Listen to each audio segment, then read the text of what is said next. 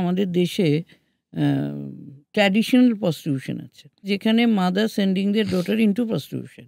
বেরিয়া community, Nat community, Kanjar community, mainly তারা MP, UP, Rajasthan base. এরা mainly সোনাগাছিতেই আসে। একটা বড় বিল্ডিং, সেই বিল্ডিং এর মধ্যে আপনারা আটকে আছেন, তার বাইরে আর কোথাও আমরা বাইরের আলোও দেখতে পেতাম না, পুরো পর্দা দিয়ে কভার করা।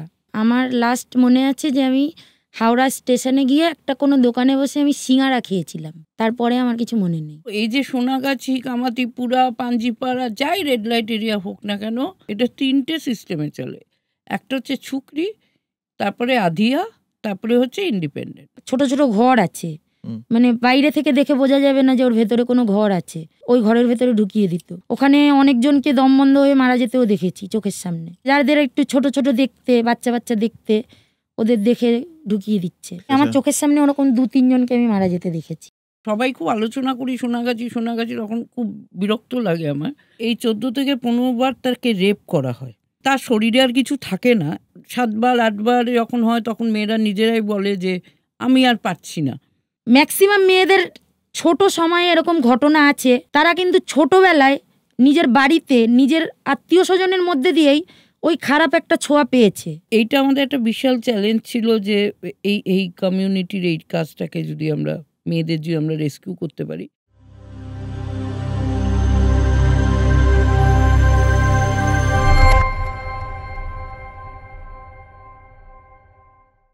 নমস্কার, ভাবনাঘরের নতুন পর্বে আপনাদের স্বাগত।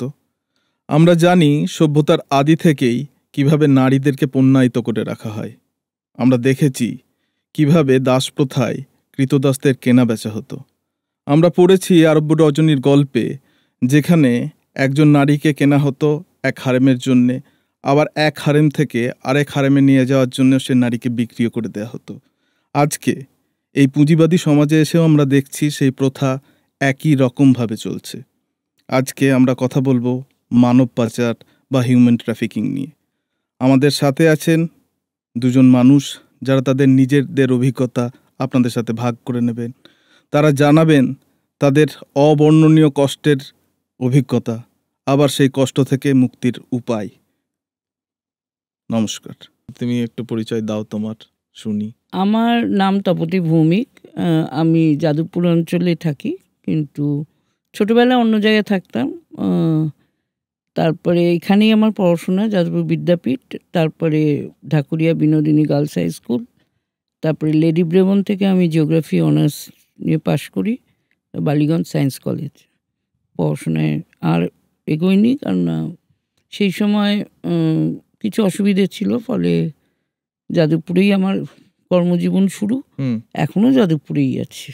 যাদবপুরটা ছেড়ে যেতে পারছো না, মানে যাদবপুর তোমাকে ছাড়ছে না? হ্যাঁ, মানে যাদবপুরেই, মানে আমার 3 বছর বয়সে বাবা মারা গেছে। তার আগে আমরা বৈশালী, মানে ট্যাংরার দিকটাই ছিলাম, আমার কিছুই মনে নেই।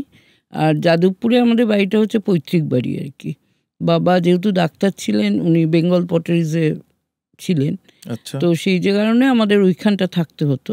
তো সেখান থেকে আমার পড়াশোনা Jadavpur Vidyapith, Binodini, Lady Brabourne, Ballygunge science college ইত্যাদি। এইভাবে কাজের জায়গায় ঢুকবো, মানে কাজের জায়গাটাই তো মূল জায়গা যেখান থেকে তোমাকে আবিষ্কার করা যাবে, মানে নতুন ভাবে আবিষ্কার করতে পারবো সেখান থেকে।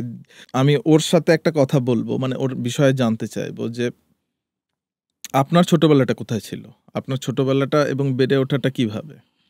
একদম মানে আর 5টা বাচ্চা যেরকম মানুষ হয়, আমরা 2 বোন, আমরা ওভাবেই মানুষ হয়েছি। বাড়িতেই থাকতাম, পড়াশুনো, ঘরে টুকটাক কাজ, এসব নিয়েই থাকা।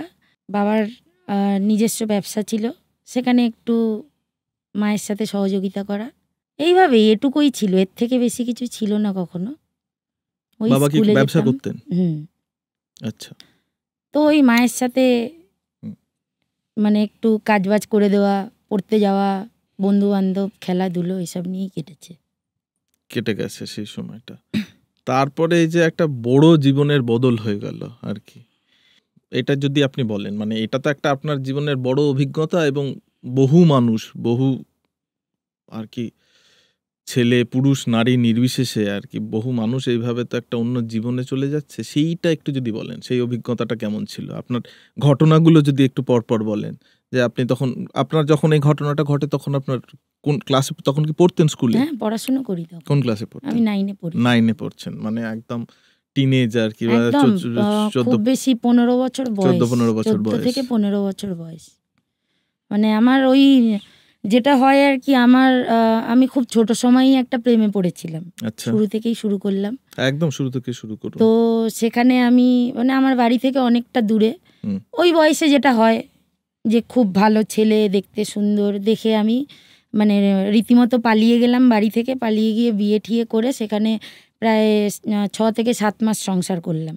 আচ্ছা, করার পরে আলটিমেটলি মানে দেখলাম যে ছেলেটা আমার জন্য ঠিকঠাক না, বা এই পয়সা করি অত ইনকাম নেই, কুড়ে টাইপের, মদ খাবে, শ্বশুরবাড়ির পয়সায় অ্যাশ করবে, এরকম টাইপের একটা ছেলে। আর আমার থেকে পুরো ডবল বয়স।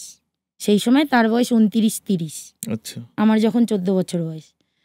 তো বাবা মা অনেক প্রথমে নিয়ে আসার চেষ্টা করেছিল, আমি আসিনি। তারপরে একটা টাইমে যখন আসলাম, আসার পরে তখন যেটা হয়, পাড়া প্রতিবেশী যেরকম ধরনের কথাবার্তা বলে যে এ কি হবে, আর কি হবে, আর বিয়ে হবে না, বা আবার করে স্কুলে ভর্তি করে দাও, কাজে দিয়ে দাও, এক একজন এক এক রকম। তো আমার যাই হোক, আমি অত কথাবার্তা আমার ভালো লাগতো না। আমি তখন ঠিক করলাম যে না, ঠিক আছে, আমি কাজ করব। তো কাজ করব। আমার মা কোনোটাই এইভাবে মানে রাজি ছিল না। মা রাজি না থাকলেও আমার বাবা খুব একটা সাপোর্টিভ ছিল না। তো সেই কারণে আমি ঠিক করলাম যে আমি কাজ করব। তো ওরকম 2-1 জনের সাথে কথাবার্তা বলতাম একটু টুকটুক করে। তখন তো ফোন টোনও ছিল না, মানে ওই দেখা করে যে দিদি তুমি আমায় একটা কাজ খুঁজে দাও। দিদি, আমি দিদিই পাঠিয়েছিলাম। যে ও তখন বলল ও শাড়ি বিক্রি করে। আচ্ছা, ও মানে ওই বিভিন্ন রকম হাট থেকে শাড়ি কিনে এনে ও এদিকে ওদিকে বিক্রি করে বেড়ায়। তা ঠিক আছে, তুই আমার সাথে যাবি, আমি তোকে কাজ শিখিয়ে দেবো। ঠিক আছে, 1 দিন 2 দিন 3 দিন যেতাম, ওর সাথে সাথে যেতাম। ওই ছোট্ট ছোট্ট যে ফল্ট হয়, মানে একদম ছোট্ট ভাঁজ হয়, ওই শাড়িগুলো ব্যাগে করে নিয়ে নিয়ে ওগুলো আমরা যেতাম বিক্রি করার জন্য। তখন আমার বাবা মায়ের থেকে ওকে বেশি ভালো লাগছিল, ওই ভদ্রমহিলাকে। হ্যাঁ, মানে ও যেহেতু ওর সাথে করে আমাকে কাজে নিয়ে যাচ্ছিল, খাওয়াচ্ছিল, ঘুরছিলাম। তো যাই হোক, তারপরে আপনার পাড়ারই? না, আমার পাড়ার না, আমার পরিচিতও কেউ না, মানে খুব কম সময়ের জন্য আলাপ হয়েছিল। আচ্ছা, তো আলাপ হওয়ার পরে এরকম আমাকে একদিন বলল তোকে আমি ঘুরতে নিয়ে যাব, না কিনা আমার বাড়িতে। তো ঠিক আছে, আমি বাড়িতে নিয়ে আসলাম। যে তখন মা ছাড়বে না মাকে না বললে। ও আসলো যে ঠিক আছে, ওকে আমি নিয়ে যাই, ও 2 দিন আমার কাছে থাকবে, তারপরে চলে আসবে। তো আসার পরে ওর সাথে আমি বেরোলাম, ওই নিয়ে গিয়ে আমাকে বিক্রি করলো। আপনি বুঝলেন কি করে? ঘুরতে নিয়ে যাবে, বাড়ি নিয়ে যাবে, আমরা সারা দিন ঘুরলাম। আমার লাস্ট মনে আছে যে আমি হাওড়া স্টেশনে গিয়ে একটা কোনো দোকানে বসে আমি সিঙ্গারা খেয়েছিলাম। আচ্ছা, তারপরে আমার কিছু মনে নেই। তারপরে যখন আমার চোখ খুলেছে, আমি বুঝতে পারছি যে যেই জায়গাটা, যে পরিবেশের মধ্যে গিয়ে আমি পড়েছি, সেটা আমার জন্য ঠিকঠাক পরিবেশ না, বা সেই দিদিকেও আমি আর কোথাও দেখতে পাইনি। সেটা আপনি যখন চোখ খুললেন তখন বুঝলেন? তখন আমি বুঝতে পারছি যে ওরা আমাকে নতুন ড্রেস এনে দিয়েছে, 2টো চুড়িদার এনে দিয়েছিল, যে ওটা পরে আমাকে যেতে হবে ওদের সাথে। তো আমি জিজ্ঞাসা করলাম কোথায় যাব, ভাষা বুঝতে পারছে না, সবাই হিন্দিতে কথা বলছে। অনেক কষ্ট করে গেলাম তাদের সাথে। তখন আমি বুঝেই গেছি যে আমাকে কোথায় নিয়ে এসে ফেলা হয়েছে। তো চিৎকার চেঁচামেচি করে কোনো লাভ নেই, মারলো যে এখানেই থাকতে হবে, দিদি এখানে রেখে গেছে তোকে, অনেকগুলো টাকা নিয়ে গেছে, সেই টাকাগুলো না চুকিয়ে বাড়িতে যেতে পারবি না। তো বাড়িতে যেতে পারবি না, কদিনে বাড়িতে যেতে পারবো, কাজ করতে হবে এখানে। কি কাজ? বলছে যে এভাবেই এরা যে করছে এটাই তোকে করতে হবে। আচ্ছা, না এর কোনো অপশান নেই ওখানে, না এর অপশান না বললে মারবে, খেতে দেবে না। সেটা কি পুরুষ না মহিলা? পুরুষও ছিল, মহিলাও ছিল। পুরুষরা 2জন, 1জন থাকতো, মহিলারাই বেশি। আর মার তো সে কি বাড়িতে যেরকম মার খাওয়া হতো সেরকম মারতো না, মানে সেই মানে হাতা খুন্তি যে যেটা পেতো, শুধু মুখ বাদ দিয়ে সব জায়গায় মারতো। মুখে মারলে ওদের ব্যবসার ক্ষতি হবে। হুম হুম তো তারপরে শুরু হলো আবার আর একটা নতুন জীবন। ওখানে ওই রেগুলার বেসিসে প্রথম 2-3 দিন করবো না, যাবো না, খাবো না। একটা মানুষ কতদিন না খেয়ে থাকবে? হুম জলও দিত না খেতে। হুম কাজ করবি না, জলও পাওয়া যাবে না। বাবা, সাংঘাতিক। বাথরুম পেলে বাথরুমেও যেতে দেবে না। মানে আর বেরোনোর তো কোনো অপশন নেই, বেরোনোর কোনো জায়গাও নেই। সেটা আপনি জিজ্ঞেস করেছিলেন যে কত টাকায় বিক্রি করে গেছে, বলো, আমি সেই টাকা অ্যারেঞ্জ করার ব্যবস্থা করব বা কোথাও না, আমি থেকে আনবো, সেসব বলেছিলাম, আমার বলেছিলেন? বাড়িতে আমি ফোন করি, আমার মায়ের সাথে আমি কথা বলি যে কত কি টাকা পয়সা তোমাদের লাগবে। আমার মা যদি দেয় তাহলে আমার মা এসে নিয়ে যাবে এখান হ্যাঁ থেকে। হ্যাঁ। তখন বলছে এটা বম্বে, বুঝেছিস, এখানে সবাই আসে না, এখানে যে আসে সে আর বাড়ি ফেরে না। তখন আপনি বুঝলেন যে বম্বেতে চলে এসেছি? না, তার আগেই আমি বুঝে গেছি যে ওটা বম্বে, কারণ আমাকে যেখানে রেখেছিল ওখানকার একজন বলেছিল, মানে ওরা কথা বলছিল, তখন আমি বুঝেছি খানিকটা। আচ্ছা। কারণ আমি হিন্দি বুঝতাম, তখন বলতে পারতাম না কিন্তু বুঝতাম। তো তখন আমি খানিকটা বুঝে গেছি যে আমি তখন বম্বেতে গিয়েই পড়েছি। তো ঠিক আছে, বম্বেতে গিয়ে পড়েছি, ওরা বললো কাজ করতে হবে। আমি ওখানে ঢোকার আগে পর্যন্তও বুঝিনি যে আমি কি কাজ করতে যাচ্ছি। ভেবেছি ঠিক আছে, বাড়িতে হয়তো কোনো কাজ করাবে, কাজ করব, চলে যাব। ওখানে যাওয়ার পরে না বুঝতে পারলাম যে কি ব্যাপারটা। এইভাবে শুরু হলো। তারপরে আবার আর একটা জীবন। কাজ করবে না, মানে লোক না এলো, কাস্টমার না এলে সেটাও শুনতে হতো, কাজ না হলে সেটাও শুনতে হতো। মানে যাই হোক ঘটনা, সবকিছু। সেটা দায় আপনার আর কি, সবকিছু। সবকিছুর দায়টাই আপনার উপর সবকিছু। চাপিয়ে দেওয়া হতো। না, এই যে পয়সার হিসেব বলছিল যে আমাদের প্রথমে কাছে কোনো হিসেব থাকতো না। হিসেব থাকতো না, সব তাহলে ওদের পয়সা কাছে। শোধ হওয়ার কোনো বিষয় কোনো নেই, মানে ওটা বিষয়ই একটা নেই। মিথ্যে কথা। ওটা একটা মিথ্যে কথা, জাস্ট কয়েক, মানে আমাদের কি হয়, আমরা মানুষরা এমন, এটা এখন বুঝতে পারি বয়স বাড়ার সাথে সাথে, যে আমরা না পরিস্থিতির সাথে সবসময় মানিয়ে নিই। বিশেষ করে মেয়েরা, পরিস্থিতি ঠিক আছে, এটা হচ্ছে ঠিক আছে। ওখানে ম্যাক্সিমাম মেয়ে কিন্তু ওইভাবেই থেকে যায়। আমি বাড়িতে চলে এসেছি, আমি বাড়িতে ফিরে গেছি, আমি একটা নতুন লাইফে ঢুকেছি, কিন্তু ওখান থেকে ম্যাক্সিমাম মেয়ে আর কিছুদিন পরে আর বেরোতে চায় না, যে কোথায় যাব আমি, আমার বাড়ি আমাকে মানবে না, আমার বাবা মা আমাকে মানবে না, তো সেখানে দাঁড়িয়ে আমি কোথায় যাব, সেই ভয়টা কাজ করে। সেই ভয়টা কাজ করে। তারপরে অনেকে অনেক গরিব ফ্যামিলি থেকে যায়, পয়সা দেখে নেয়, খাওয়া থাকা পড়া সব কিছু তো হয়েই যাচ্ছে, ওটা একটা হ্যাবিটের মধ্যে চলে আসে অনেকের। কিন্তু আমার হয়তো কোথাও গিয়ে কপাল ভালো ছিল, আমি বেরিয়ে আসতে পেরেছি। আমরা শুনবো, সেই গল্প শুনবো আমরা। তো ওখানকার অত্যাচার, ওটা মানে ওটা বোধহয় এখনো মনে পড়লে আমার মনে হয় যে ওটা হয়তো আমার একটা অন্য একটা লাইফ ছিল। ওই যে অকথ্য অত্যাচার, মানে বলার কোনো ইয়ে নেই। কাস্টমারদের অত্যাচার আছে, তার মধ্যে যারা মালকিন বসে আছে তাদের অত্যাচার আছে, এবার পাশাপাশি যে বসছে তাদের অত্যাচার আছে, সব কিছু, সব মিলিয়ে গুছিয়ে। খাওয়ার কোনো টাইম নেই, ঘুমের কোনো টাইম নেই। এই যে যা হচ্ছে আর কি, যেটা আপনি পাচ্ছেন, আর্ন করছেন, সেখান থেকে কিছু পয়সা আপনার হাতে আসতো না, টাকা পেতেন না কখনো? না, জামা লাগবে, ওদের লোক আছে জামা বানিয়ে দেবে, মানে খাওয়া পড়া লাগবে, মেকআপ ওরা আনিয়ে দেবে, কিন্তু নিজেদের ওরা কোনো হাতে পয়সা করে দিত না। দিত মানে যারা হয়তো অনেক বছর হয়ে গেছে, 5 বছর 7 বছর 10 বছর, ওরা কিছু কিছু পয়সা জমাতো। মানে জমাতো বলতে কি, অনেক সময় অনেক কাস্টমাররা হয়তো বকশিস দিল, আচ্ছা, সেই টাকাটা ওরা জমিয়ে রাখে, সেই টাকাটা জমাতো। কিন্তু ওরা হাতে কোনো পয়সা দেবে না। ওখান থেকে কোনো পয়সা আসার কোনো ইয়ে নেই, পয়সা আসার কোনো ব্যাপার নেই। আপনি যদি মনে করেন যে আমি বেরোবো, বেরোনোরও কোনো অপশান নেই। কারণ আমি ওখানে নিজে থেকে আমরা 2-3 জন মিলে দুবার করে পালানোর চেষ্টা করেছি। আচ্ছা, ডাক্তার দেখাতে নিয়ে গেছে ওখান থেকে, পুলিশরা তো ওদের কেনা, যে অটোতে বসেছি সে অটো ঘুরিয়ে ঘাড়িয়ে নিয়ে এসে ওইখানেই দাঁড় করিয়ে দিয়েছে। তারপরে ওরা সিগারেট দিয়ে ছ্যাঁকা দিয়েছিল আমাদের ওই 4-5 জন মেয়েকে। সিগারেটের ছ্যাঁকাগুলো এখনো হয়তো দাগগুলো রয়ে গেছে, যে আমরা যাতে আর কোনোদিন ওই জিনিসটা না করি। তারপরে আমাদের 2-3 বার ডাক্তারের কাছে নিয়ে যায়নি, যে ডাক্তারের কাছে গেছিলাম বলে আমরা পালানোর সুযোগ পেয়েছি, ডাক্তার দেখাবে না। ভয়ঙ্কর।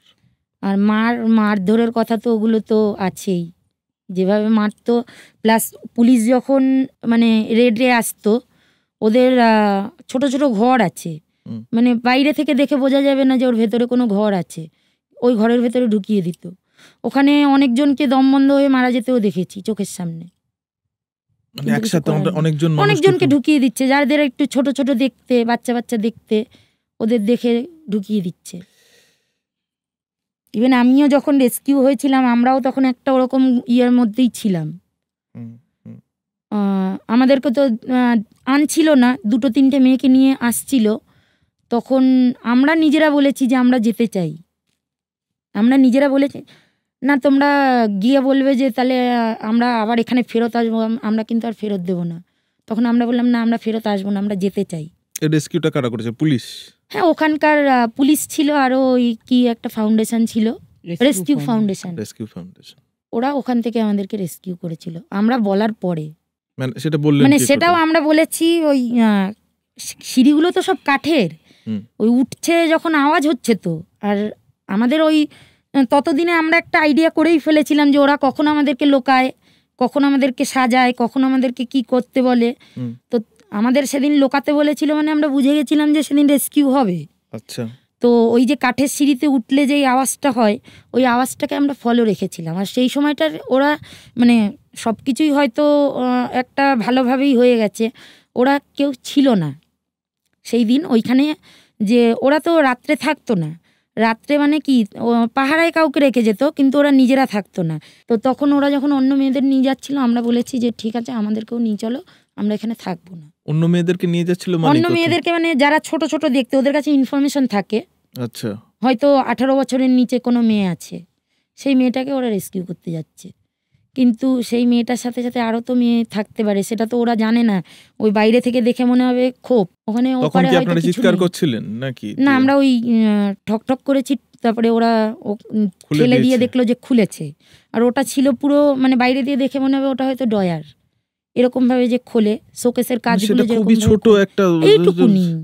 হয়তো ভেতরে 4-5 জন মেয়ে ঢুকিয়ে দেওয়ার মতন জায়গা আছে। ভয়ঙ্কর অবস্থা, মানে ওইভাবে শ্বাস আটকে মারা যায়। আমি দেখেছি, আমার চোখের সামনে ওরকম 2-3 জনকে আমি মারা যেতে দেখেছি। তারপর আপনি বললেন যে আপনারা যেতে চান আর কি। হ্যাঁ, তারপরে ওরা বেশ কিছু মেয়েকে ওরা নিয়ে এসেছিল। কতজন? তাও বোধহয় একসাথে 17-18 জন ছিলাম। সেটা তো অনেকটা, তাহলে তো বড় অপারেশন আর কি। মানে ওরা যদি নিয়ে আসে, ওখানে কি বাঙালি ছিল আরো? মানে আপনার ম্যাক্সিমাম ওখানে বাঙালি, ম্যাক্সিমাম বাঙালি, সব বনগা, বাংলাদেশ, এইসব জায়গা থেকে আসা, বসিরহাট। আমাদের ওই পুরো টিমটার ভেতরে একজনই ছিল ওখানকারই মেয়ে, নাগপুর। হ্যাঁ, মহারাষ্ট্রে একজন। ওটা বোধহয় 17 জনের একটা টিম ছিল, বাংলাদেশ, বসিরহাট, বনগা এই মিলিয়ে। আর এই যে বললেন, কিছুক্ষণ বলছিলেন আগে যে কিছুজন থেকে যেতে চাইছিল, আপনারা বললেন চলে আসতে। থেকে যেতে চাইছিল কারণ তারা আর এই সমাজে ফিরে এসে মুখ দেখাতে পারবে না বা পরিবার নেবে না, সেই কারণে অনেক কিছুই হতে পারে। এবার সবার তো এক এক রকম বিষয় থাকে। আমার যেরকম মা মেনে নিয়েছিল, বাবা মানেনি, কিন্তু আমার ভেতরে ওই জায়গাটা ছিল যে যাই করি তাই করি, আমি এখানে থাকতে পারবো না। ওখানে থাকার মতন যে একটা যন্ত্রণা, ওটা নেওয়া, ওটার মানে রেগুলার বেসিসে নেওয়া ওই যন্ত্রণাটা, মনেরও তো একটা ব্যাপার আছে। তো ওই জায়গা থেকে কোনোদিনও মানে আমি হয়তো সব কিছু কাটিয়ে উঠেছি, কিন্তু আজ পর্যন্ত আমি আমার স্নানের টাইমটাকে কম করতে পারিনি। আমি জানি না, মানে ওটা হয়তো আমার ভেতরে থেকেই গেছে।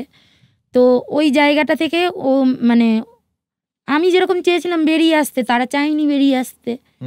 তাদের হয়তো ওই একজনের কারো তো শুনেছি বর বিক্রি করে দিয়েছে, মা বিক্রি করে দিয়েছে, আমার তো তবু অন্য লোক।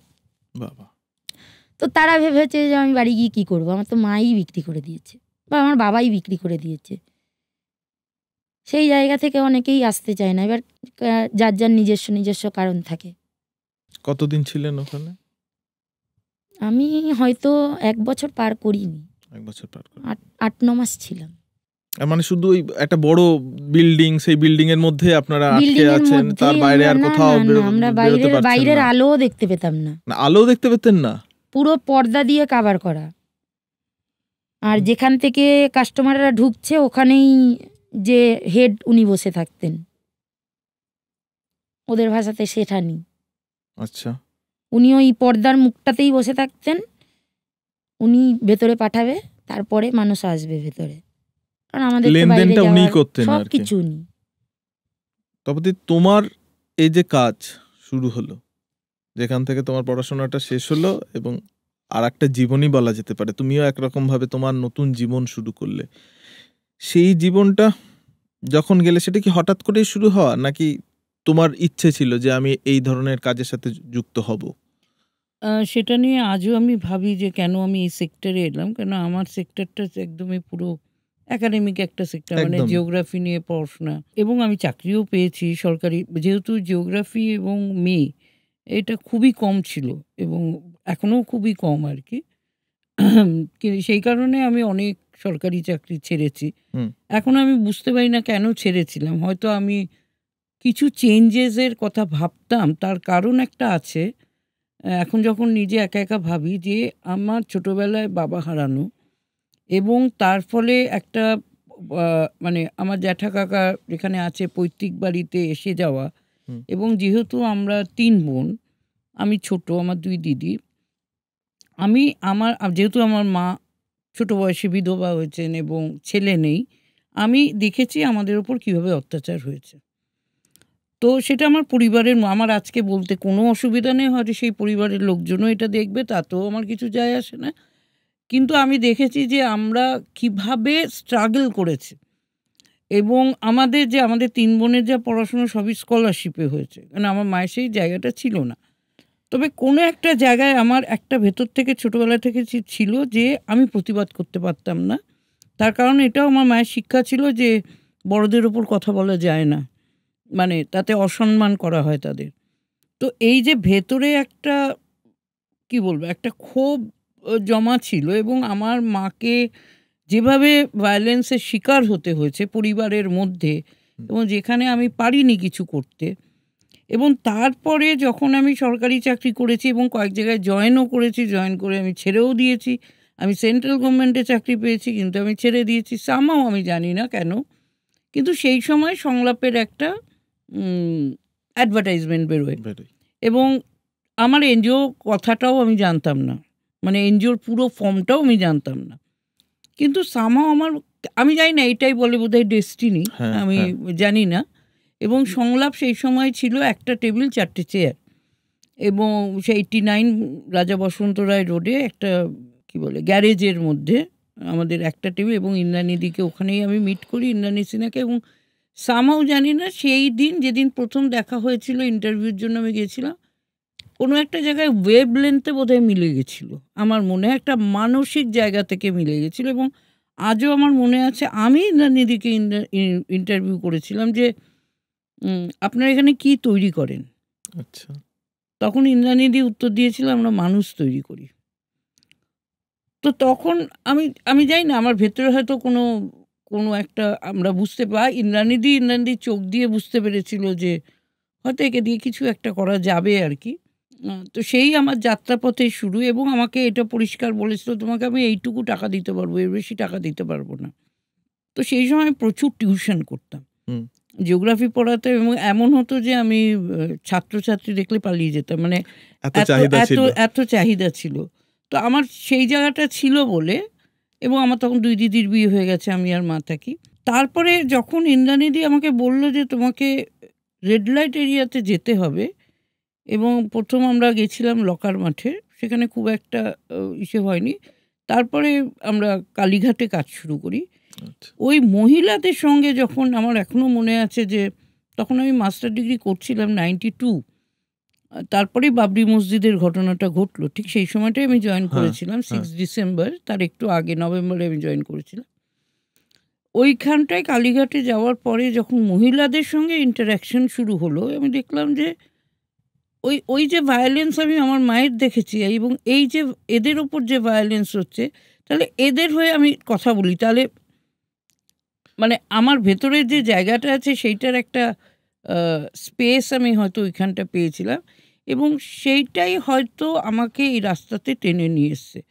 এবং সংলাপ একটি অর্গানাইজেশন, এবং ইন্দ্রাণীদির অবদান আমি ভুলবো না। সেটা হচ্ছে যে এই যে মহিলাদের সঙ্গে কথা বলে, এই যে ও যে এক্ষুনি যেটা বললো যে কাস্টমারদের অত্যাচার, কাস্টমারদের যে ডিফারেন্ট সেক্সুয়াল বিহেভিয়ার কি হতে পারে, সেগুলো আমি এই মেয়েদের কাছ দিয়েই শিখেছি, মানে জেনেছি আর কি, তাদের কাছ মানে এই কালীঘাটের মহিলাদের কাছ থেকেই আমি জেনেছি। কালীঘাটের মহিলা মানে তখন কি মমতা ব্যানার্জি ছিলেন ওই চত্বরে আর কি, মানে রাজনীতিতে? হ্যাঁ হ্যাঁ, তখন উনি আমি ওনাকে দেখেছি তখন ইউথ মিনিস্টার যখন ছিলেন। আচ্ছা, মানে রাজীব গান্ধীর সময়টা। এবং কি বলবো, ওই যে প্রত্যেক পুজোর সময় ডিস্ট্রিবিউশন, উনি ওই জায়গাটায় আসতেন, মহিলারা কেমন আছে সেই হিসাবে ওনার সঙ্গেও আমাদের ডায়ালগ হতো। আচ্ছা, এমন নয় যে হতো না, একদম উল্টো দিকেই তো, মানে পটুয়া পাড়া আর বা কি একটা বলে পটুয়াটার উল্টো দিকে।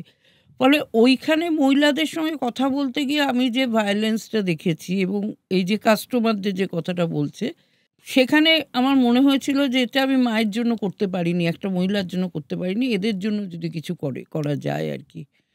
ফলে এই কাজটার মধ্যে আমি খুব ডেডিকেটেডলি নিজেকে আমি ইনভলভ হয়ে পড়েছিলাম। এবং আমার তখন একটা জিনিস মনে হয়েছিল যে যেটা আমি ছোটবেলা থেকে দেখে এসেছি, যে অত্যাচার দেখে এসেছি, সেটা কিছুই নয়।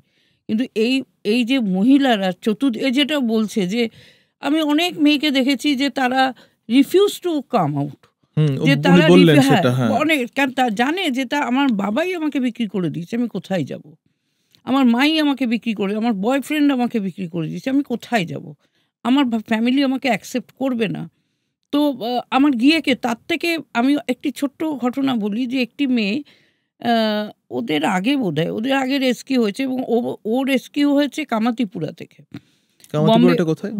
বম্বের কামাতিপুরা, একটা বিখ্যাত মানে বিগেস্ট রেড লাইট এরিয়া ওটা সাউথ এশিয়াতে। এবং আচ্ছা, আমার একটা ছোট্ট, তুমি বলবে একটা ইনফরমেশন জানা, মানে এটা কি মানে সর্বজনবিদিত যে এশিয়ার সবথেকে লার্জেস্ট যে রেড লাইট এরিয়া সেটা সোনাগাছি? এটা কি সত্যি? নয়, কামাতিপুরা, ভুল information. Sonagachi biggest in India, কিন্তু আমি হয়তো তোমরা যদি সুযোগ দাও আমি বলবো, সেটা হচ্ছে কেউ পাঞ্জিপাড়ার কথা বলে না। আজকে পাঞ্জিপাড়া, আমি এখান থেকে বলছি, পাঞ্জিপাড়া হচ্ছে উত্তর দিনাজপুর, ঠিক আছে, এবং পাঞ্জিপাড়া হচ্ছে, আমি বলবো যে ওটা হচ্ছে নর্থ বেঙ্গলের সোনাগাছি। আচ্ছা, এবং ওখানে আজকে এই সোনাগাছিতে আমরা কাজ শুরু করেছি, আমি প্রচুর রেস্কিউ করেছি, ও জানে, ও তখন আমাদের সঙ্গে প্রচুর রেস্কিউতে ইসে হয়েছে, ওখানটা প্রচুর রেস্কিউ করেছি, কমিউনিটি রেজিস্ট্যান্স পেয়েছি, পিস্তলের সামনে গল্প শুনবো, আমার তো সেই সমস্ত কিছু হয়েছে। কিন্তু আমি যখন, এখন তো সোনাগাছিতে প্রচুর এনজিও কাজ করে, সেটা, কিন্তু আমি যখন পাঞ্জিপাড়া দেখেছি, তখন দেখেছি ছোট ছোট মেয়েরা তারা ঘুরে বেড়াচ্ছে এবং কোনো এনজিও নেই, কোনো পুলিশি কোনো ব্যবস্থা নেই, কোনো কিছু নেই। মানে আমি Panjipara, I really shocked to see. কিন্তু আমি এখান থেকে বসে পাঞ্জিপাড়া সেই রিসোর্স, যাই হোক, সেটা মোবিলাইজ করা যায় না। এবং অনেক এনজিও আছে যারা they are not interested to work on this specific issue আর কি, সেটাও মোবিলাইজ করা যায় না। কিন্তু কয়েকটা জায়গা আমরা খুব চিনি, বলি বারবার করে, যেমন সোনাগাছি, কামাতিপুরার বিষয়টা কি বলছিলে তো ওখান থেকে? কামাতিপুর আমি বলছি যে কয়েকটা এলাকা আমরা ভীষণভাবে ভালোভাবে জানি। আমরা জানি রেড লাইট এরিয়া মানেই সোনাগাছি, কিন্তু এটা রিয়ালিটিতে নয়। আজকে যদি ডায়মন্ড হারবারে কালীবাজার যাওয়া যায়, বাগেরহাট যাওয়া যায়, আমতলাটা এখন বন্ধ হয়ে গেছে, আমরা যখন ছিলাম তখন মানে আমরা আমতলাতেও কাজ করছিলাম, হারকাটা গলি যেটা রয়েছে, বা আমাদের এখান থেকে মেয়েরা ম্যাক্সিমাম যায় বুধবারপেট, পুনে, জিবি রোড, কমলা মার্কেট। আমরা ওই সোনাগাছি, আমি দেখেছি যখন কোনো ভিজিটর আসে সোনাগাছি ভিজিট করতে যাব, মানে সোনাগাছিটা একটা মানে খুব প্রসার হয়েছে, হ্যাঁ। এবং যার ফলে অন্যান্য জায়গায় যেগুলো হচ্ছে তারা কিন্তু ফায়দা তুলছে, মানে এখানে থেকেও আসবে না, এখানে তো কারো নজরদারি নেই। যেমন পাঞ্জিপাড়া, আমি তো মানে বলছি, হংসরাজগলি মালদাতে, ঠিক আছে, সেখানে এক্সপ্লয়টেশনটা বেশি হচ্ছে, ওখান থেকেও নেই, সেখানে এক্সপ্লয়টেশনটা বেশি হবেই, ঠিক আছে। আজকে মুর্শিদাবাদ, আজকে শান্তিপুর, কোন জায়গাটাই নেই, সব জায়গায় আছে। কিন্তু আমরা যখন কথা বলি তখন আমরা সব সময় বলি সোনাগাছি। আমাদের অর্ধেক মেয়ে যে গিয়ে কামাতিপুরা বুধবারপেটে গিয়ে বসে রয়েছে, পুনেতে গিয়ে বসে রয়েছে, জিবি রোডে বসে রয়েছে, কামলামার, ফকল্যান্ড গলি, বিচুবাই প্যাটেল গলি, কোনো জায়গা এমন জায়গা নেই যেখান থেকে আমরা মেয়ে রেস্কিউ করিনি, ঠিক আছে। তো এই জায়গাগুলো যখন সবাই খুব আলোচনা করি সোনাগাছি, তখন খুব বিরক্ত লাগে আমার, সোনাগাছি নেই আমি বলছি না, কিন্তু কিন্তু সোনাগাছি ছাড়াও প্যারালালি অনেকগুলো জায়গা রয়েছে যেখানটায় ও যেটা নজর দেওয়া উচিত আর কি। যেখানে সব জায়গায় নজর দেওয়া উচিত। এবং ও যেটা বলছে সেটা কিন্তু মানে আমি একটুখানি এক্সপ্লেন করি। ও যে বললো না পয়সার কথাটা বললো না, আমাদের পুরো এই যে সোনাগাছি, কামাতিপুরা, পাঞ্জিপাড়া, যাই রেড লাইট এরিয়া হোক না কেন, এটার একটা সিস্টেমে চলে। এদের সিস্টেম আছে, এটা 3টে সিস্টেমে চলে। একটা হচ্ছে ছুকরি, তারপরে আধিয়া, তারপরে হচ্ছে ইন্ডিপেন্ডেন্ট। যখন আমি কোনো মেয়েকে, সাপোজ ও যেটা বললো না রাস্তায় একজন বসে থাকে, মানে শেঠানি কথাটা ম্যাডাম, এই শেঠানি হচ্ছে ব্রথেল ওনার, সে ব্রথেল কিপার, সে ব্রথেলটাকে চালাচ্ছে। সেটা একটা মেলও হতে পারে, ফিমেলও হতে পারে। কামাতিপুরাতে ম্যাক্সিমাম মহিলাই পেয়েছি। তো এর প্রচুর এজেন্ট আছে।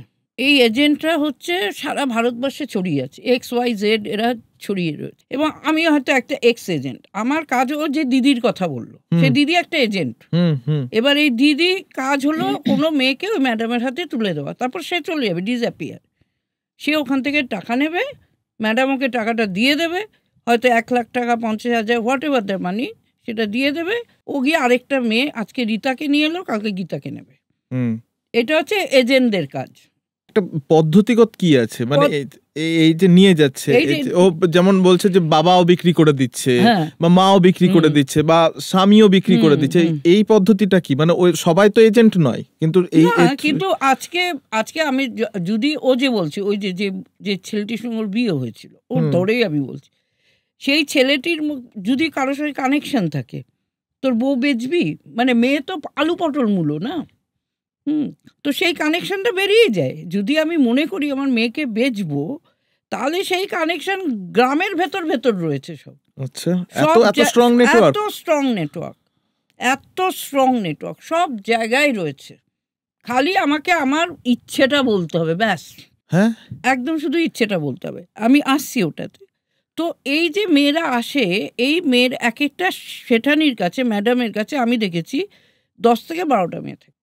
ও ম্যানেজ করে, 10 থেকে 12টা মেয়ে ম্যানেজ করে। এবং এই 10 থেকে 12টা মেয়ে যে থাকছে, এরা কখনো, যেটা ও বললো, ওদের বাইরে যাওয়ার কোনো অনুমতি নেই। তার কারণ হচ্ছে আমাদের আইন, আন্ডার 18 হলেই কিন্তু সেটা অবৈধ হয়ে যায়, ইল্লিগাল। তাহলে আমাকে লুকিয়ে চুরিয়ে করতে হবে। এই লুকিয়ে চুরিয়ে যখনই করে, এটাকেই বলা হয় ছুকরি। এই ছুকরি প্রসেসে ও যেটা বলছিল যে আমি যদি একজন কাস্টমার হই, আমি টাকা দিয়ে তবে ঢুকবো। ওই ম্যাডাম যে আছে, ম্যাডামকে আমি বলবো 3,000 টাকা। তো 3,000 টাকা দিলাম, তবে আমি রীতার কাছে বা গীতার কাছে যেতে পারবো। ফলে গীতার সাথে যখন আমি সময় কাটালাম, গীতা কিন্তু কিছু পেল না, টাকাটা গেল ম্যাডামের কাছে। এবার ম্যাডাম কি বলছে, ও সেটা শুরু করেছে যে তোকে তো এত টাকা দিয়ে আমি কিনেছি, ওই টাকা শোধ কর, তারপর তুই যাবি। এবং আমরা যেহেতু রেস্কিউ অপারেশন করি, প্রত্যেকটা মেয়ের, আমি জানি না ওটা মনে আছে কিনা, প্রত্যেক মেয়ের নামে একটা করে ডায়েরি থাকে।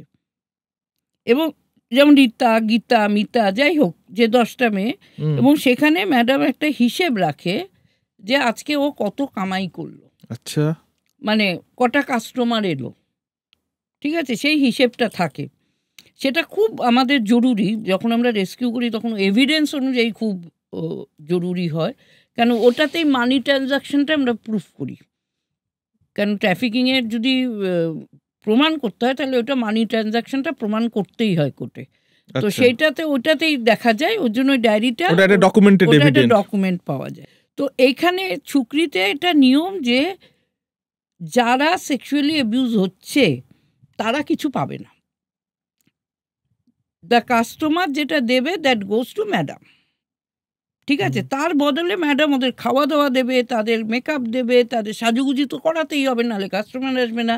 প্রেগনেন্ট হয়ে যাবে, সেই MTP করাবে, সেটা জড়িবুটি দিয়ে হোক, যেই দিয়ে হোক, ডাক্তার দিয়ে হোক, সেটা দিয়ে করাবে, সমস্ত টেক কেয়ার করবে, ওরমই টেক কেয়ার আর কি, সেটা করবে।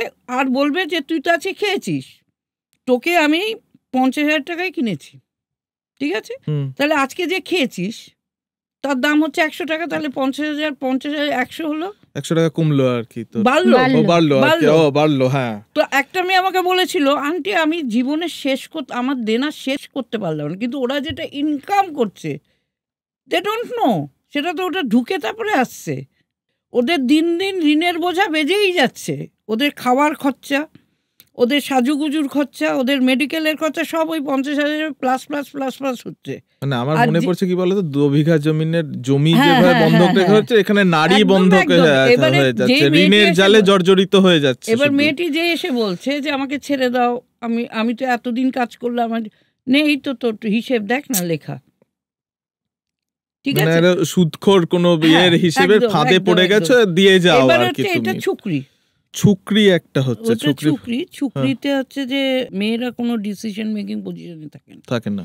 এবং আমার যেটুকু অভিজ্ঞতা, ও আরো বেশি সেকেন্ড করতে পারে আমাকে, সেটা হচ্ছে যে একটা মেয়ে ছুকরিতে দিনে 14 থেকে 15টা কাস্টমার নিতেই হয় মিনিমাম।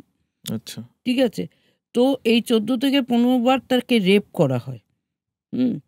এবং তার মানে তার শরীরে আর কিছু থাকে না, এবং 5-6 বার 7 বার 8 বার যখন হয়, তখন মেয়েরা নিজেরাই বলে যে আমি আর পারছি না, আমাকে আর লোক দিও না। তখন ওই অ্যালকোহল, ড্রাগস, ফেন্সোডিল ভীষণভাবে আমি দেখেছি যে বম্বেতে বা ইসেতে ফেন্সোডিল আমাদের ব্যান্ড, কিন্তু দেখা যায় ফেন্সোডিল রমরমিয়ে চলছে রেড লাইট এলাকাগুলোতে, মেয়েদের খাওয়ানো হয়, খাইয়ে তাদের শরীর, ওই যে বললো না আমি সিঙ্গারা খেয়েছিলাম, তারপরে আমার আর কিছু মনে নেই।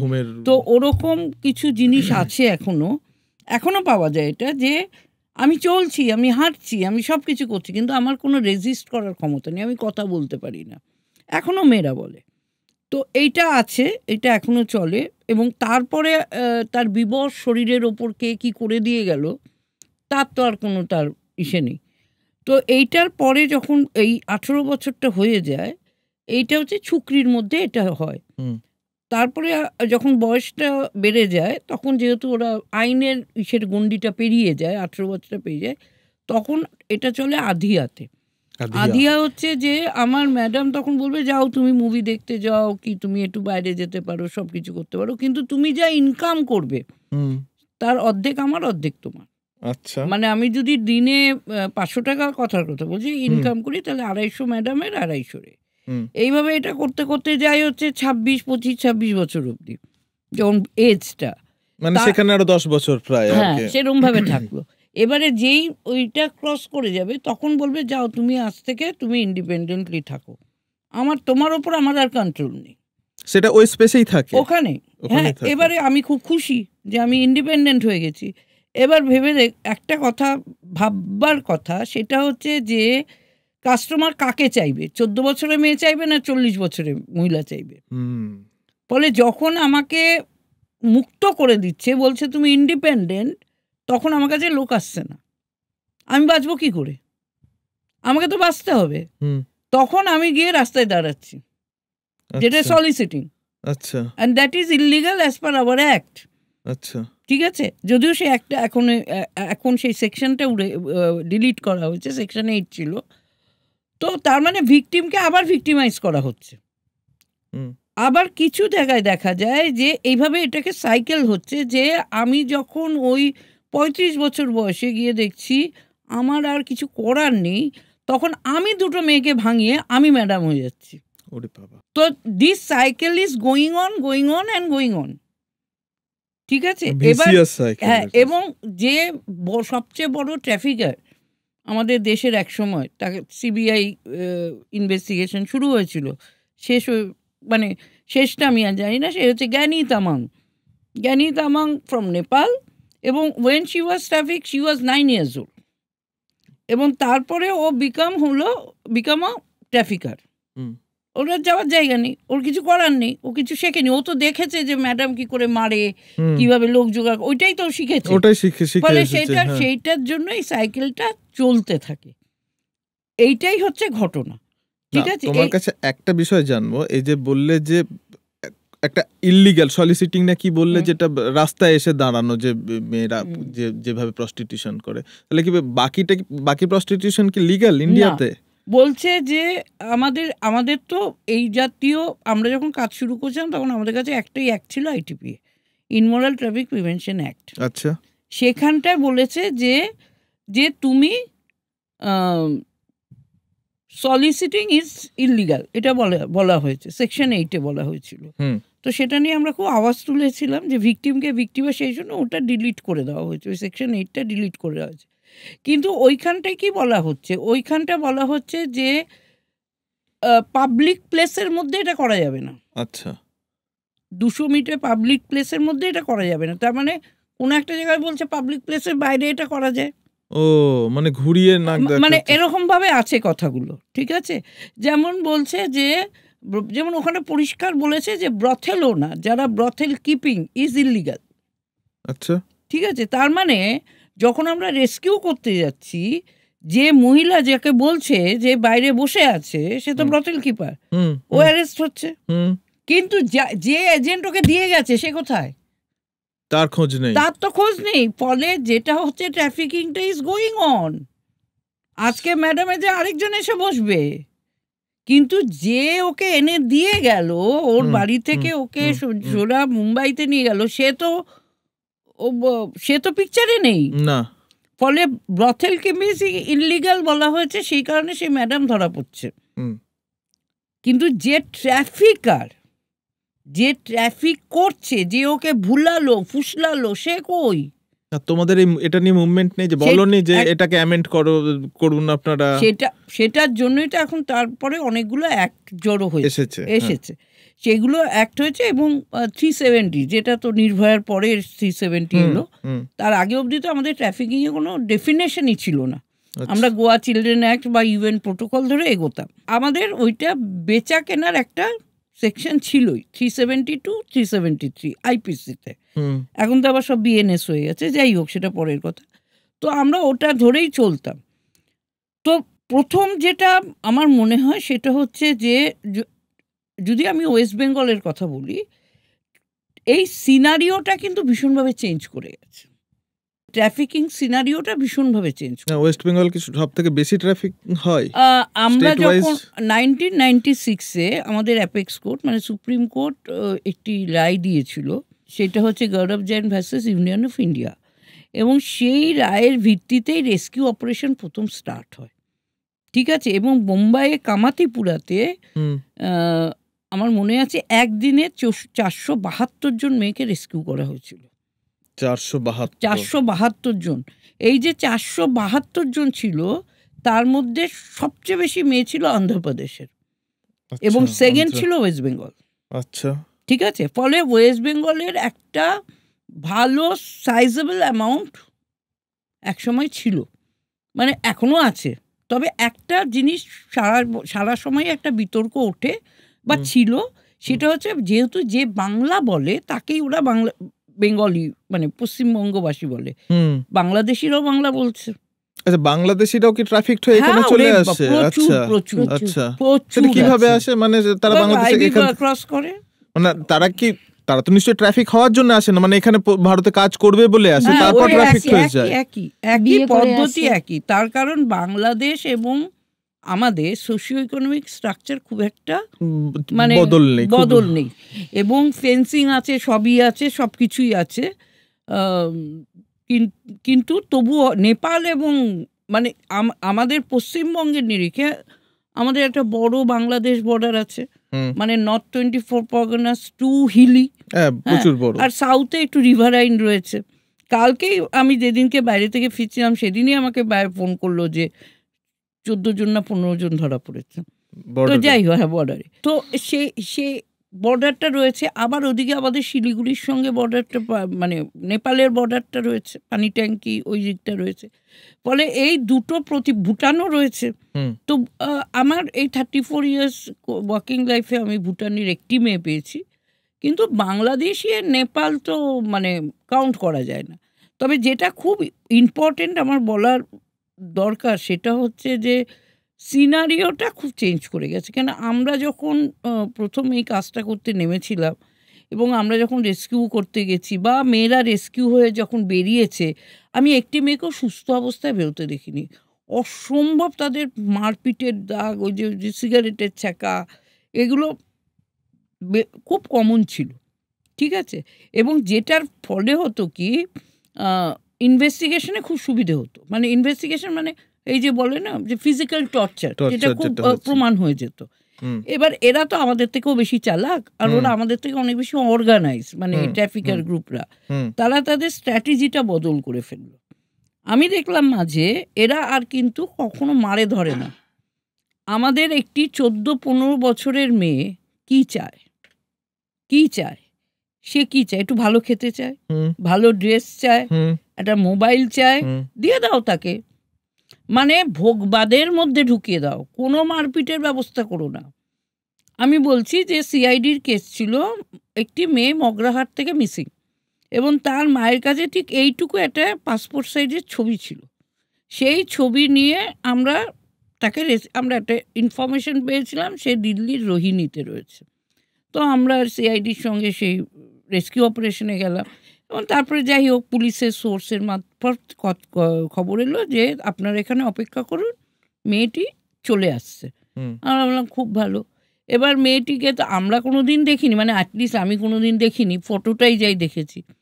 তারপরে বাইকে করে মেয়েটিকে একজন দিয়ে গেল, এবং তার দেখে আমি তো মানে আমার চক্ষু চড়ক গাছে, লেহেঙ্গা পরা, 2 হাতে 2টো মোবাইল, চিপস, এবং বলছে আমি তো যাব না। আমি কেন যাব? আমি তো গিয়ে আবার সেই শাকার ভাত খেতে হবে, আমি যাব না।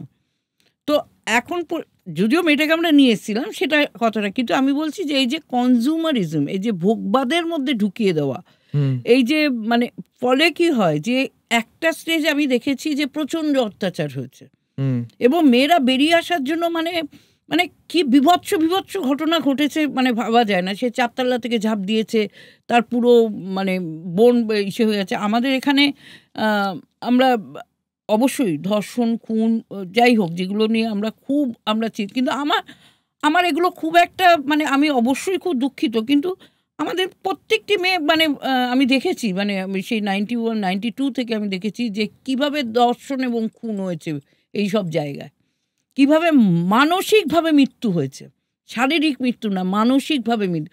আমি কতবার বার্নিং ঘাটে গেছি, কতবার যে কবরস্থানে গেছি মেয়েদের পুঁতে দেওয়ার জন্য, মেয়েদের ইসে করার জন্য, এবং তারপরে এনএইচআরসি গাইডলাইন, তাকে এনকোয়েস্ট করো, এই করো, সেই করো, সেগুলোও করেছি। কিন্তু এই মেয়েরা কোথায় বিচার পাচ্ছে, কোথায় বিচার হচ্ছে? তো একটা সময় আমি দেখেছি প্রচণ্ড অত্যাচার, তারা প্রচণ্ড মারপিট হয়েছে, তাদের সিগারেটে তারপরে দেখছি কনজিউমারিজম। এখন কি দেখছি, এখন সবাই বলছে কোথায় ট্রাফিকিং, কিচ্ছু ট্রাফিকিং নেই নাকি, এখন সব নাকি পরিষ্কার পরিচ্ছন্ন হয়ে গেছে। এখন হচ্ছে অনলাইন, এখন আমার অনলাইনের মাধ্যমে একজনের সঙ্গে আমার আলাপ হবে, তারপরে আমার ইলোপমেন্ট হবে, আমি তাকে বিয়ে করব, এবং অ্যাসিসে যে আমার স্বামী, হ্যাঁ ঠিক আছে, তারপরে আমি হানিমুনে যাব 7 মাস বাদে। আচ্ছা, এবং সেখানে গিয়ে আমি ট্রাফিকড হব 7 মাস বাদে। কি মানে এইভাবে 7 মাসটা এমনি বললাম, 7 মাস কেন বলছে, একটা কনফিডেন্স ক্রিয়েট করার জন্য। আচ্ছা আচ্ছা। এবং মেয়েটি তো তখন, আমরা মহিলারা এখনো তো নিজেদের অ্যাটিটিউড বদলাতে পারিনি, মেয়েরা এখনো ভাবছে ও তো আমার স্বামী, ঠিক আছে, ফলে তারপরে তাকে বিক্রি করা হচ্ছে।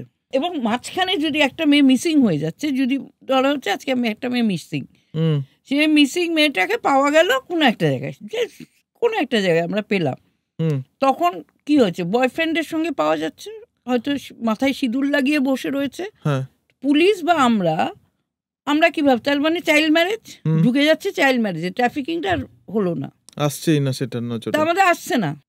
আমি বোঝাতে পারছি আমি কি বলছি? ফলে আমরা তো এন্ড অফ দি, এখন তো পুরো মোডাস অপারেন্ডি চেঞ্জ। এখন যদি আমরা চাই মানে লটাকে পুরোটা ইয়ে করার জন্য, বাইপাস করার জন্য এই রকম স্ট্র্যাটেজি নিচ্ছে এখন এরা হচ্ছে। আমি বলছি তো, মানে আমি দেখেছি, মানে এরা যে কি বড় বড় মানে আইন জানে, এবং কি এক্সপিরিয়েন্স এরা আইনে। 19খানা কেস আমাদের এগেনস্টে ছিল, যেহেতু আমরা রেস্কিউ করতাম, এবং রেস্কিউ আমাদের ইলিগাল, আমরাই ব্রথেল চালাই, এগুলো সব হাইকোর্টে আমাদের সব অ্যালিগেশন ওরা দিত। এবং ওদের স্ট্র্যাটেজি কি, ওরাও জানে যে আমরা এটা নই, আমরাও জানি আমরা, কিন্তু তোমাকে তো অ্যাটেন্ড করতে হবে, তো তুমি থাকো হাইকোর্টে বসে, প্রেসার পলিটিক্স। এবার তুমি হাইকোর্টে বসে থাকো, হাইকোর্টে গিয়ে আমাদের বসে থাকতে হতো, তো যার রেস্কিউটা বন্ধ হয়ে গেল। বোঝাতে, এইটা হচ্ছে স্ট্র্যাটেজি। হ্যাঁ, এইটা হচ্ছে স্ট্র্যাটেজি অনুযায়ী। ওরাও জানে কিছু না, আমরাও জানি কিছু না, কিন্তু তোমাকে তো অ্যাটেন্ড করতেই হবে, নাহলে তোমাকে। তুমি বলছিলে যে বাংলাদেশ থেকে একটা বড় সংখ্যক আসে, তো এই যে ক্রস বর্ডার যে ট্রাফিকিং যে হচ্ছে বা ইন্টারস্টেট ট্রাফিকিং, এটার ক্ষেত্রে আইন কি? মানে এটার ক্ষেত্রে দুরকম কি আইন? না, আমাদের আইনে একই। বা বাংলাদেশের যারা ট্রাফিকড হয় তাদেরকে কি করো তোমরা রেস্কিউ করো? সেইটা হচ্ছে যে 1996-এ আমরা একটি মেয়েকে পাই, ঠিক আছে? মেয়েকে পাই মানে একটা হোমে আমরা দেখেছিলাম, মেয়ে না মহিলা, 40 ইয়ার্স। তখন আমি তার নাম জিজ্ঞেস করলাম, সে নাম বললো। আমি বললাম কোথা থেকে? বললো যে আমি বাংলাদেশের মেয়ে। আমি বললাম ও, কবে এসছো? বলে তা তো আমি বলতে পারবো না দিদি কবে এসছি, কিন্তু আমি এখানে আসার পরে আমার মেনসুরেশন স্টার্ট হয়েছে।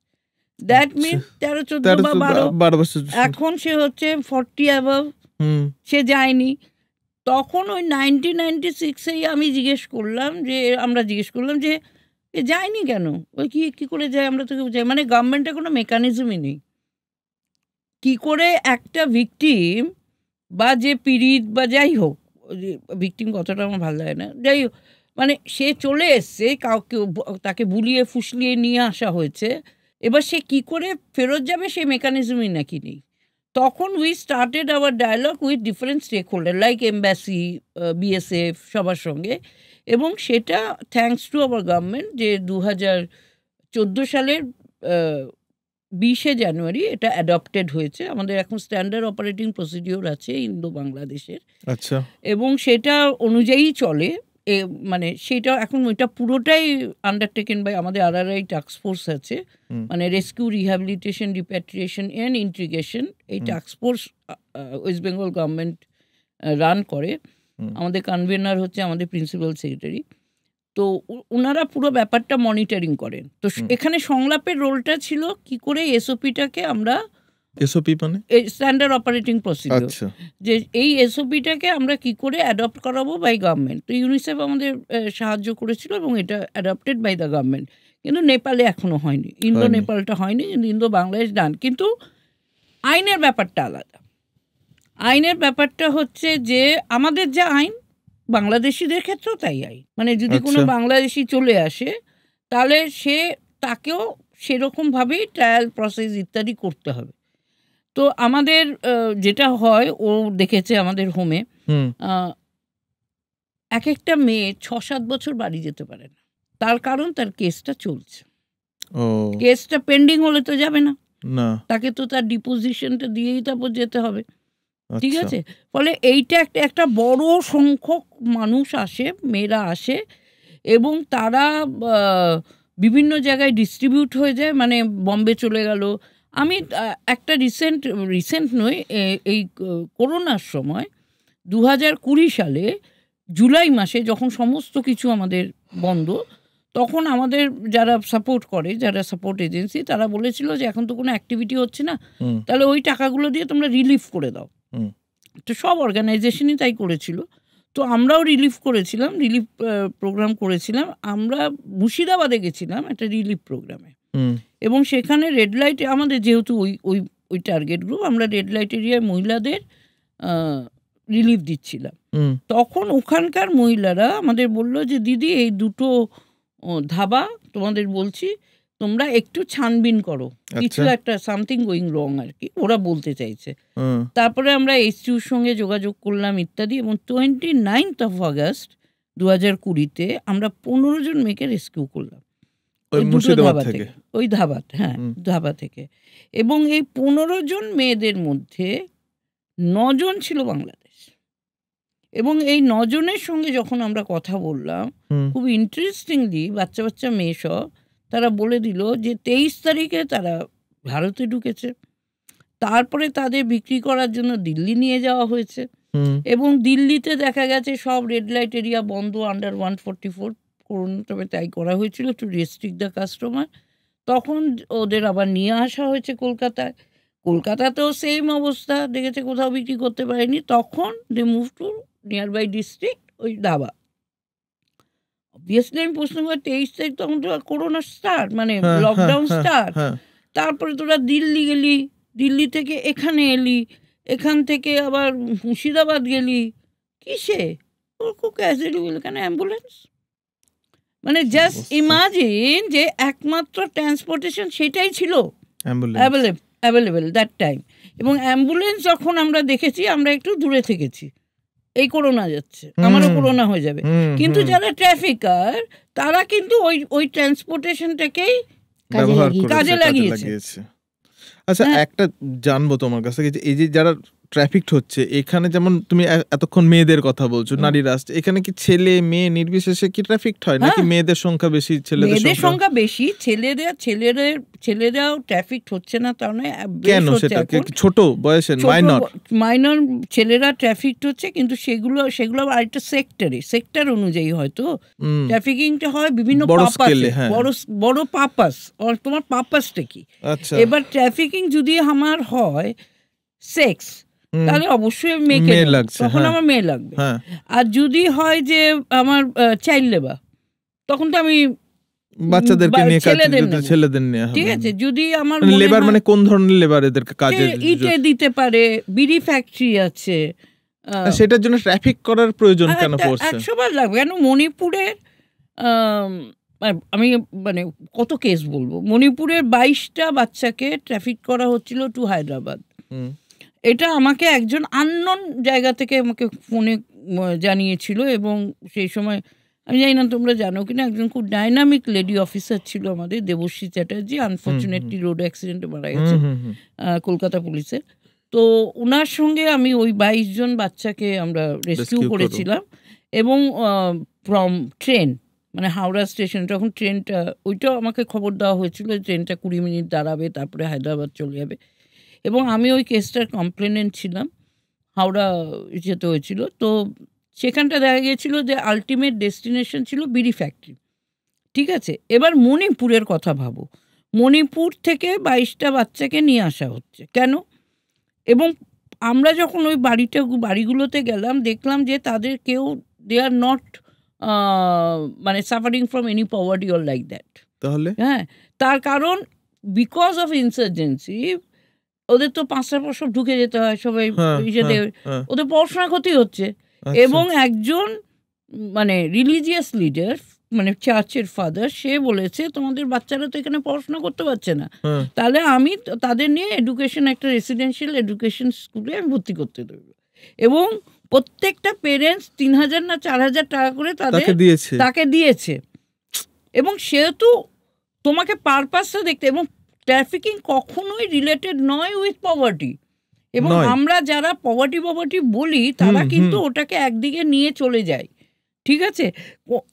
আজকে ন্যাচারাল ক্যালামিটি, আজকে যখন আমি দেখেছি সুপার সাইক্লোন যখন উড়িষ্যায় হয়েছে, তখন কত মেয়ে মালিশাই, ওদের যে রেড লাইট এরিয়া, মালিশাইতে বিক্রি হয়েছে, মালিশাই থেকে সোনাগাছিতে বিক্রি হয়েছে, এখানে চলে এসছে।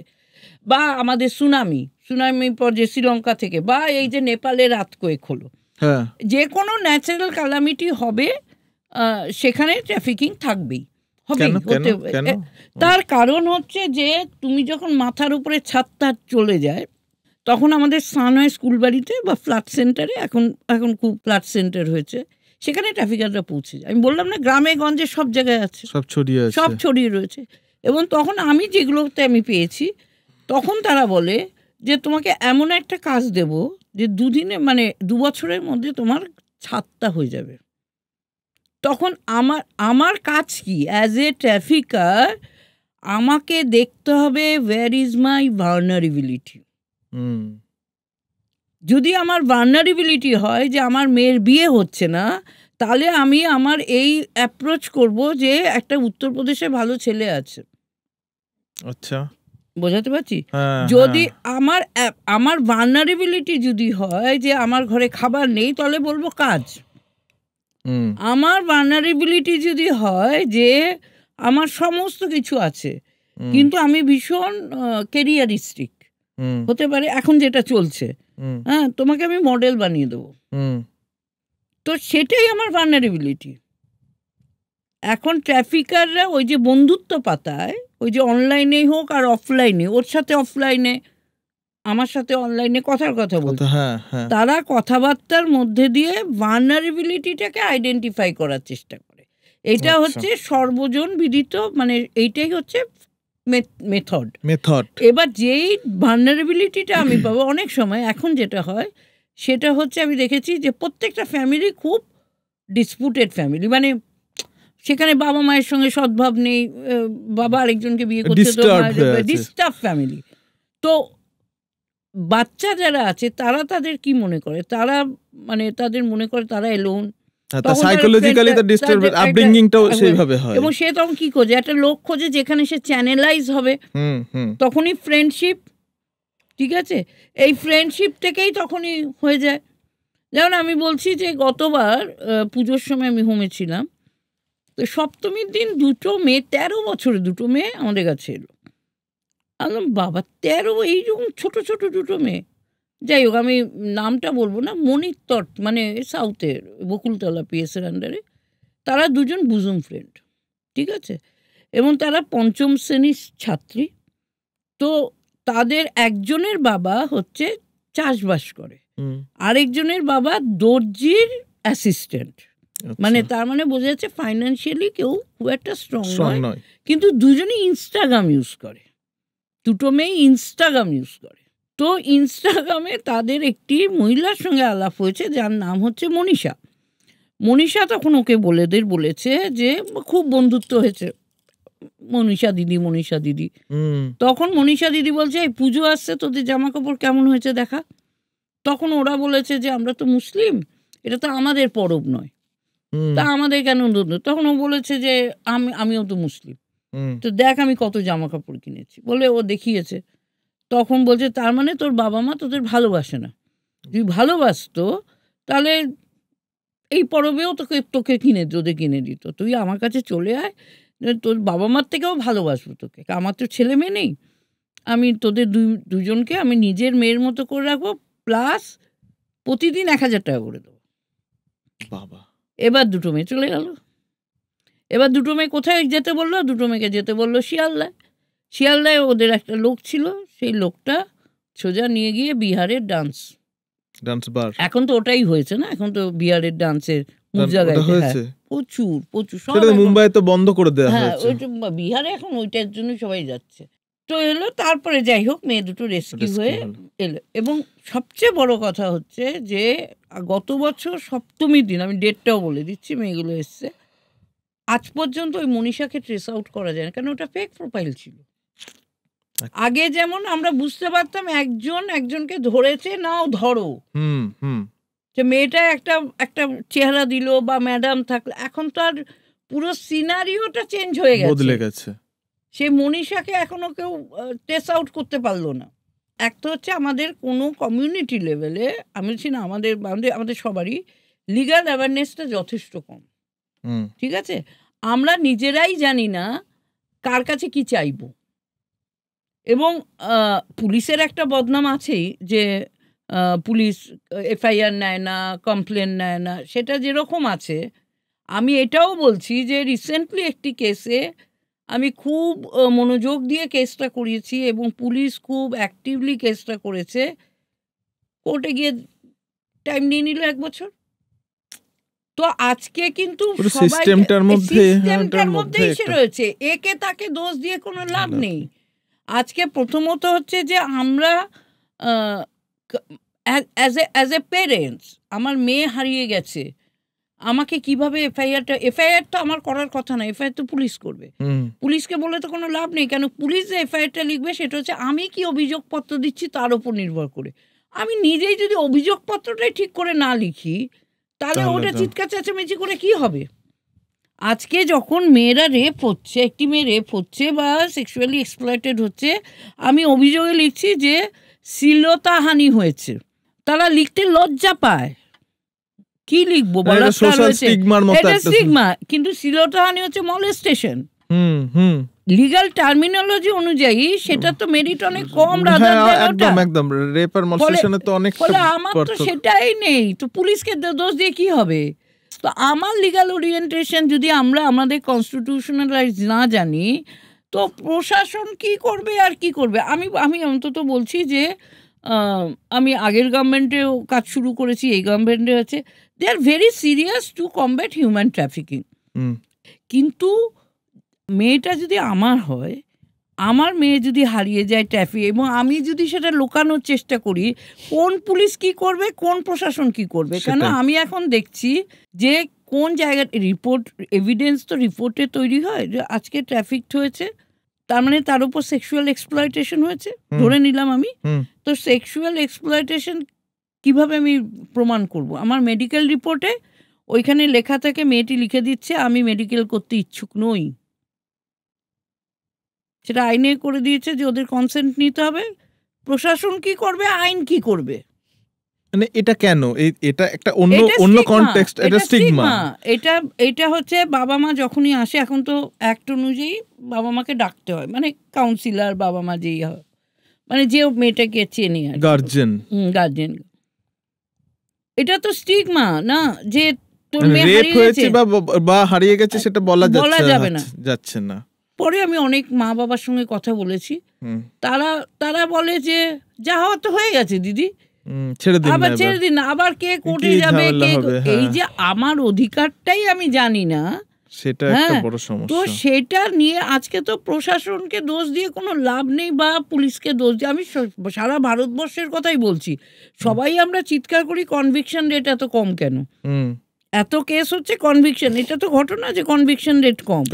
তো কনভিকশন করাতে গেলে আমার যে সদিচ্ছা লাগে, আমাকে 10 বার কোর্টে যেতে হবে, আমার সাথে লিগ্যাল ফাইট করার জন্য আমার যেতে হবে, সেটাও হয়তো ঠিক আছে, আমি ধরে নিলাম 5-6 বছর লাগে, 4-5 বছর লাগে, কিন্তু আমি যদি আমার জাস্টিসটাকে আমার রাইটস ভাবি, তাহলে আমাকে যেতে হবে, আমাকে লড়তে হবে, তো আমাকে যেতে হবে।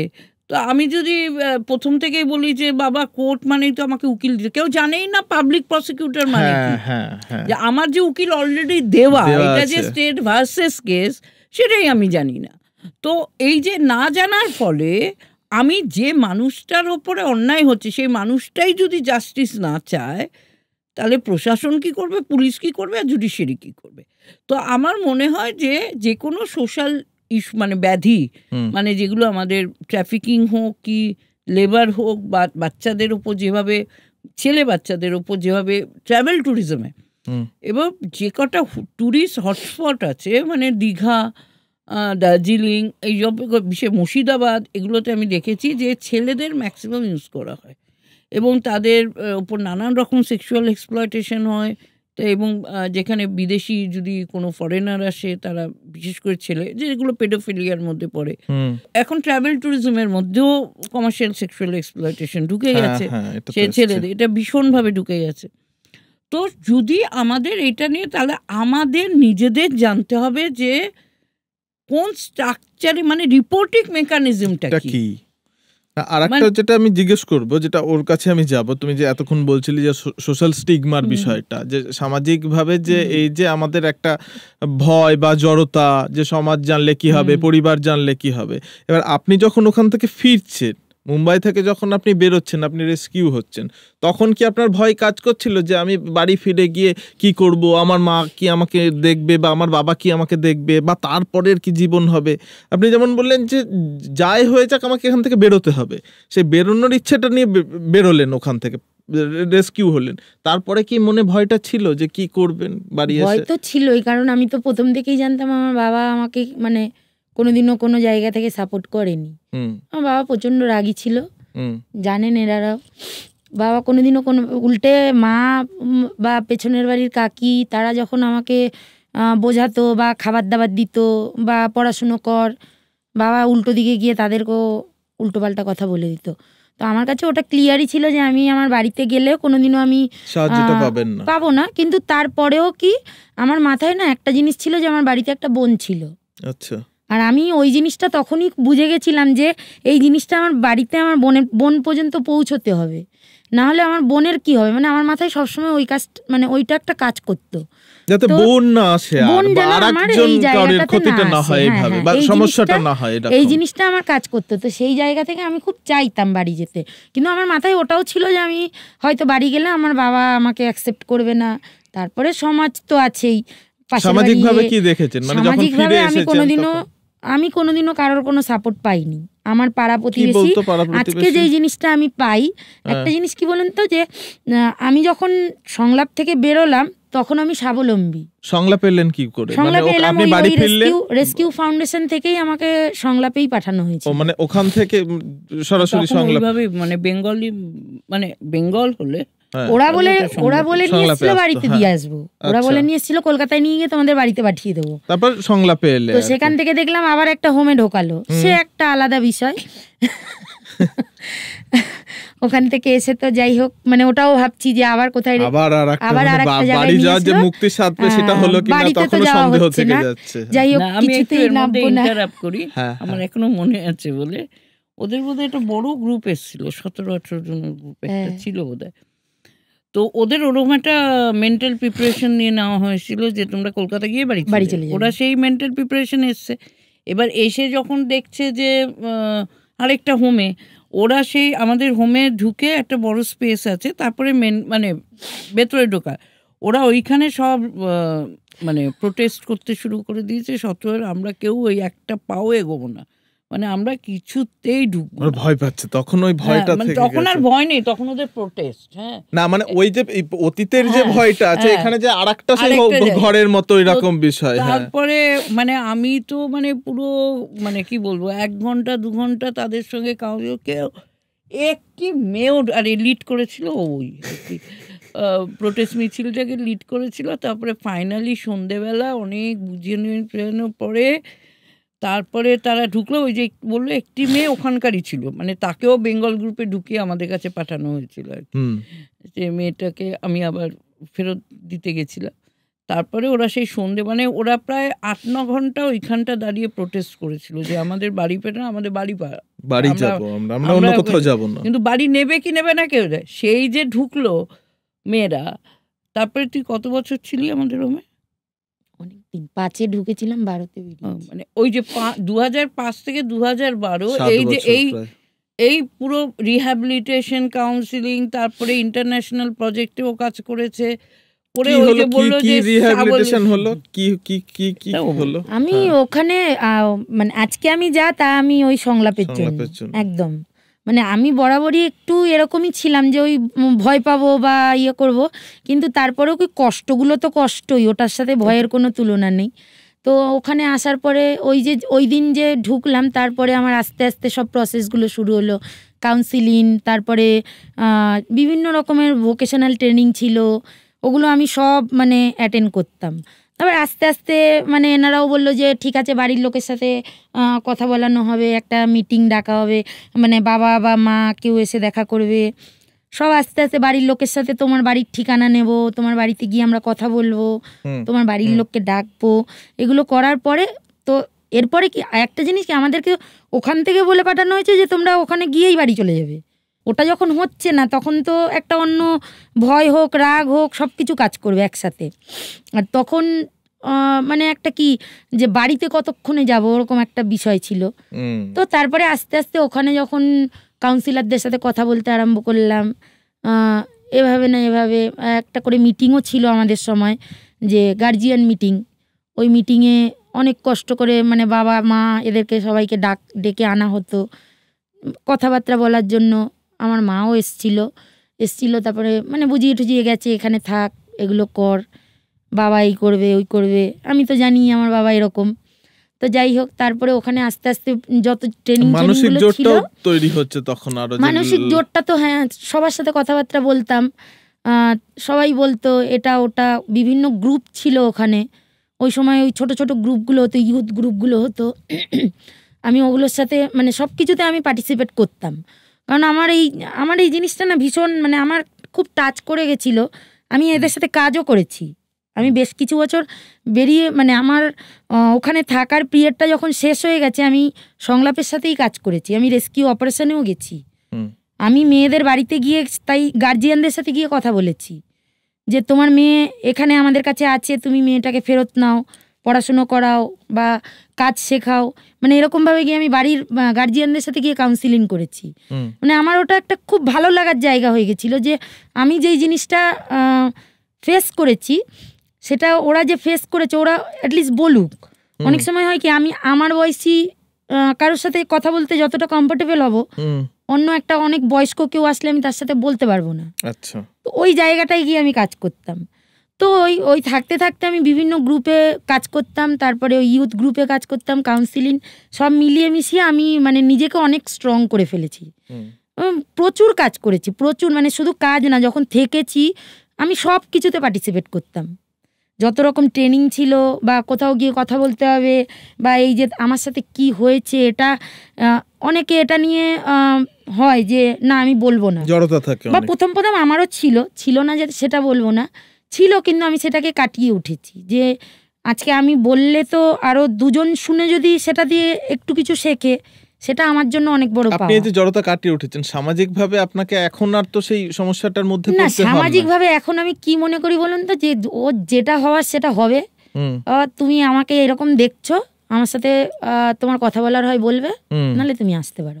আচ্ছা, আর কোনো বিষয় নেই। কারণ একটা জায়গায় গিয়ে কি আমি যদি দুদিন না খেয়ে থাকি, এই যে করোনার ব্যাপারটা বললো, আমি যদি দুদিন না খেয়ে থাকি, কেউ কিন্তু আমার খোঁজ নেবে না, নিজের ভাতটা নিজেকেই জোগাড় করতে হবে। তো আমি কি করে ইনকাম করলাম আর আমার সৎ পথে থেকে আমি খেয়ে বেঁচে আছি, ওটাই অনেক। আর মেইন জিনিস হচ্ছে কি, আমি একটা মেয়ের মা, এখন আমি আর একটা মেয়ে নেই, বা ওই যে অত্যাচারিত হয়েছিলাম সেটা নেই। আমার মেয়েকেও আমার প্রোটেক্ট করতে হবে। মেয়েকে কি শেখান? এই যে আপনার পেছনে এত বড় একটা জীবনের অভিজ্ঞতা, মেয়েকেও তো আরো শক্তিশালী করতে। মোটামুটি ও অনেক ছোট থেকেই ও প্রোটেক্টিভ।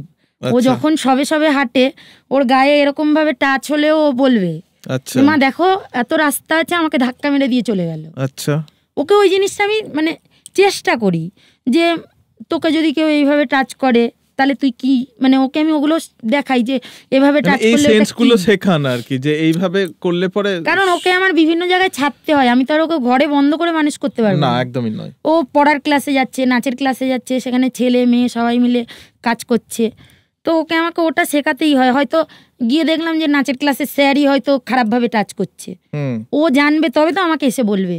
কারণ আমাদের সময় কি ছিল, আমরা কিন্তু জানতাম না। আজকে এই যে আমরা বলছি বাইরের ব্যাপারটা, আমরা বলছি সবাই বাইরের ব্যাপার নিয়ে আলোচনা করছে, কিন্তু ম্যাক্সিমাম মেয়েদের ছোট সময়ে এরকম ঘটনা আছে, আমি জানি না কারোর সাথে এখানে মিলবে কিনা, তারা কিন্তু ছোটবেলায় নিজের বাড়িতে নিজের আত্মীয় স্বজনের মধ্যে দিয়েই ওই খারাপ একটা ছোঁয়া পেয়েছে। আমি পেয়েছি, কিন্তু আমি তখন বুঝতাম না যে ওই জিনিসটাকে খারাপ ছোঁয়া বলে। আমি বুঝিনি, আমার মা বোঝায়নি, তাই না আমার মেয়েকে আমি সেটা বোঝাই। তোমার যদি অস্বস্তি হয় সেখানে না বলো, বাড়িতে এসে আমাকে বলো। ওটা আমাকে ওকে শেখাতে হবে, ও জানবে যে এই কথাটা আমি আমার মাকে গিয়ে বলতে পারি। কিন্তু আমার সময় আমি কিন্তু সেই কথাটা আজ পর্যন্ত আমি বলতে পারিনি। আমার মা এখন আর বেঁচে নেই, আমি আজ পর্যন্ত সেই কথাটা বলতে পারিনি যে মা এটা তোমার আত্মীয়, এ কিন্তু আমাকে একদিন খারাপভাবে ছুঁয়েছিল।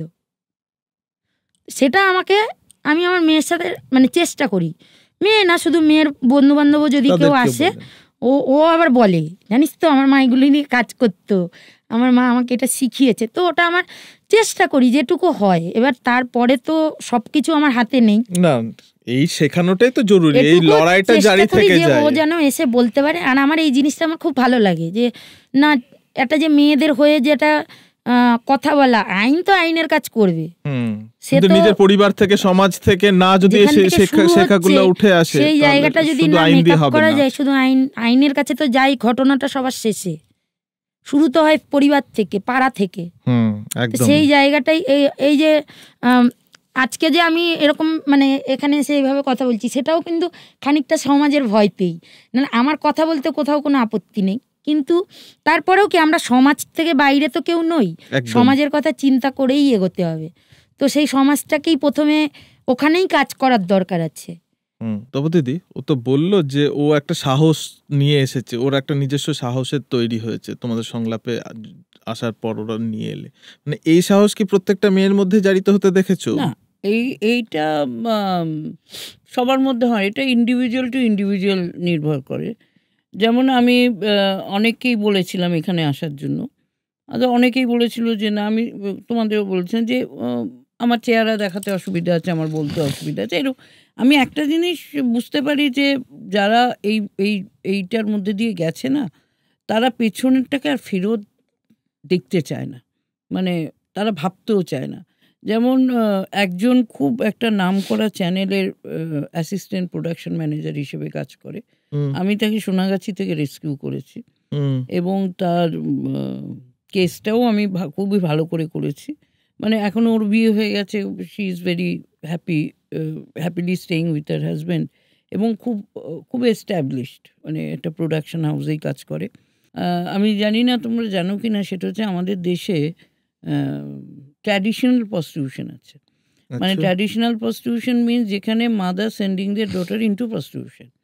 বেরিয়া community, Nat community, Kanjar community, mainly তারা এমপি, ইউপি, রাজস্থান বেস। আচ্ছা। তো এরা মেনলি সোনাগাছিতেই আসে, মানে এইখানে ওয়েস্ট বেঙ্গলে সোনাগাছিতেই তারা বসতি নেয়। আর ওইদিকে মুম্বাইতে কামাতিপুরা, ওদিকে জিবি রোড, এই জায়গাগুলোতে ওরা সেই 9 বছর বয়স থেকে মেয়েদের ডান্সিং ফান্সিং শেখায়, ইত্যাদি করায়, গ্রুমিং করে, এবং 13 বছর বয়সে ওরা প্রস্টিটিউশনে নামিয়ে দেয়। তো এইটা আমাদের একটা বিশাল চ্যালেঞ্জ ছিল যে এই কমিউনিটির এই কাজটাকে যদি আমরা, মেয়েদের যদি আমরা রেস্কিউ করতে পারি। তো আমরা রেস্কিউ করেছি, এবং সেটা নিয়ে প্রচুর কেস হয়েছে, হাইকোর্টে কেস হয়েছে, সুপ্রিম কোর্ট পর্যন্ত গেছে কেস। যাই হোক, সেই লড়াইটা আলাদা জিনিস। কিন্তু এর মধ্যে প্রত্যেকটি মেয়ে, মানে তাদের আমি মনে করি প্রত্যেকে তার মতো করে পোটেনশিয়ালিটি আছে। আমাদের অ্যাজ এ কেয়ার গিভার্স, আমি নিজেকে কেয়ার গিভার্স ভাবি, আমাদের কাজ হচ্ছে টু এক্সপ্লোর দ্যাট পোটেনশিয়ালিটি। যেমন একটি মেয়ে ওরকম বেরিয়া কমিউনিটি, ও যেহেতু ছোটোবেলা থেকে নাচতো, নাচটা খুব ভালো নাচ, প্যাশন ছিল, কিন্তু আমরাই ওকে ইন্টারেস্ট করালাম যে কী করে তুই কত্থক বা, তাতেও দেখলাম ওড়িশি ডান্সটা নিল। এবং এখন আজকের দিনে শি ওয়াজ রেস্কিউড ইন 2002, এবং আজকের দিনে she is a international trainer. আচ্ছা। এখন ওড়িশি ডান্স ও সারা পৃথিবীতে ও শিখিয়ে বেড়ায়। ঠিক আছে, তো এইরকম প্রচুর এক্সাম্পল আমাদের আছে, আবার ফেলিওরও আছে। হ্যাঁ, তোমরা যে এই রেস্কিউটা করো, রেস্কিউ করে তাদের যে মানে কোনো কি এমন যে জব, মানে প্রফেশনটা কি তারা বেছে নেবে, বা তাদের ক্যারিয়ারটাকে কিভাবে গ্রুম করবে, এরকম কি কিছু স্ট্র্যাটেজি আছে? তো নিড অ্যাসেসমেন্ট হয়, নিড অ্যাসেসমেন্ট করে তার এরিয়া অফ ইন্টারেস্ট আমরা দেখার চেষ্টা করি। যেমন এর ক্ষেত্রে আমরা দেখেছিলাম এরিয়া অফ ইন্টারেস্টটা হচ্ছে কি বলে, ওই অ্যাডভোকেসি, মানে কি করে কথা বলবো, কি করে, মানে অ্যাওয়ারনেস কি করে করবো, এই ধরনের। ফলে আমরা ওকে ইউথ স্পিক বলে একটা আমাদের প্রজেক্ট, সেখানটা আমরা ওকে ইনভলভ করে দিয়েছিলাম যে কথা বলো। যে মেয়েটা প্রোডাকশনের কথা বললাম হাউসে আছে, সে তার আমরা দেখেছিলাম ক্যামেরা। ঠিক আছে, অনেকেই চিনবে যে এসসিবিসির যিনি ফর্মার চেয়ারপারসন ছিলেন অনন্যা, উনি সেন্ট জেভিয়ার্সে কমিউনিকেশন প্রফেসর ছিলেন। তো উনি একটা ডকুমেন্টারি তৈরি করেছে, আন্ডারস্ট্যান্ডিং ট্রাফিকিং। তখন আমরা ওই মেয়েটিকে ওনার অ্যাসিস্ট্যান্ট হিসেবে উনিই নিলেন যে আমি তৈরি করবো ওকে। তো সবার একটা মিলিত প্রয়াসে ও আজকে ওই জায়গাটা গেছে। কিন্তু ফার্স্ট অফ অল আমরা যেটা করি সেটা হচ্ছে যে প্রত্যেকের নিড অ্যাসেসমেন্ট, প্রত্যেকের তার পোটেনশিয়ালিটিটাকে এক্সপ্লোর করার চেষ্টা করি। সেটা ডান্স হতে পারে, সেটা ফটোগ্রাফি হতে পারে, সেটা কুকিং হতে পারে, সেটা যেমন একটা মেয়ে আমাকে বলেছিল কী চেষ্টা করবে, সে করো না, আমার দ্বারা কিচ্ছু হবে না, আমার ছেলে দেখো আমার বিয়ে দিয়ে দাও।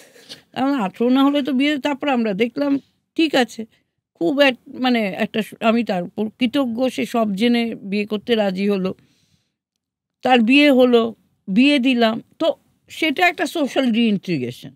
ঠিক আছে, তো সবাই যে কাজ করে বড় হবে সেরকম নয়। তো সবার চাই যে একটা ফ্যামিলি হোক, এই মেয়েটা সেরকম চেয়েছে, তো তাকে বিয়ে দিয়ে দেওয়া হয়েছে।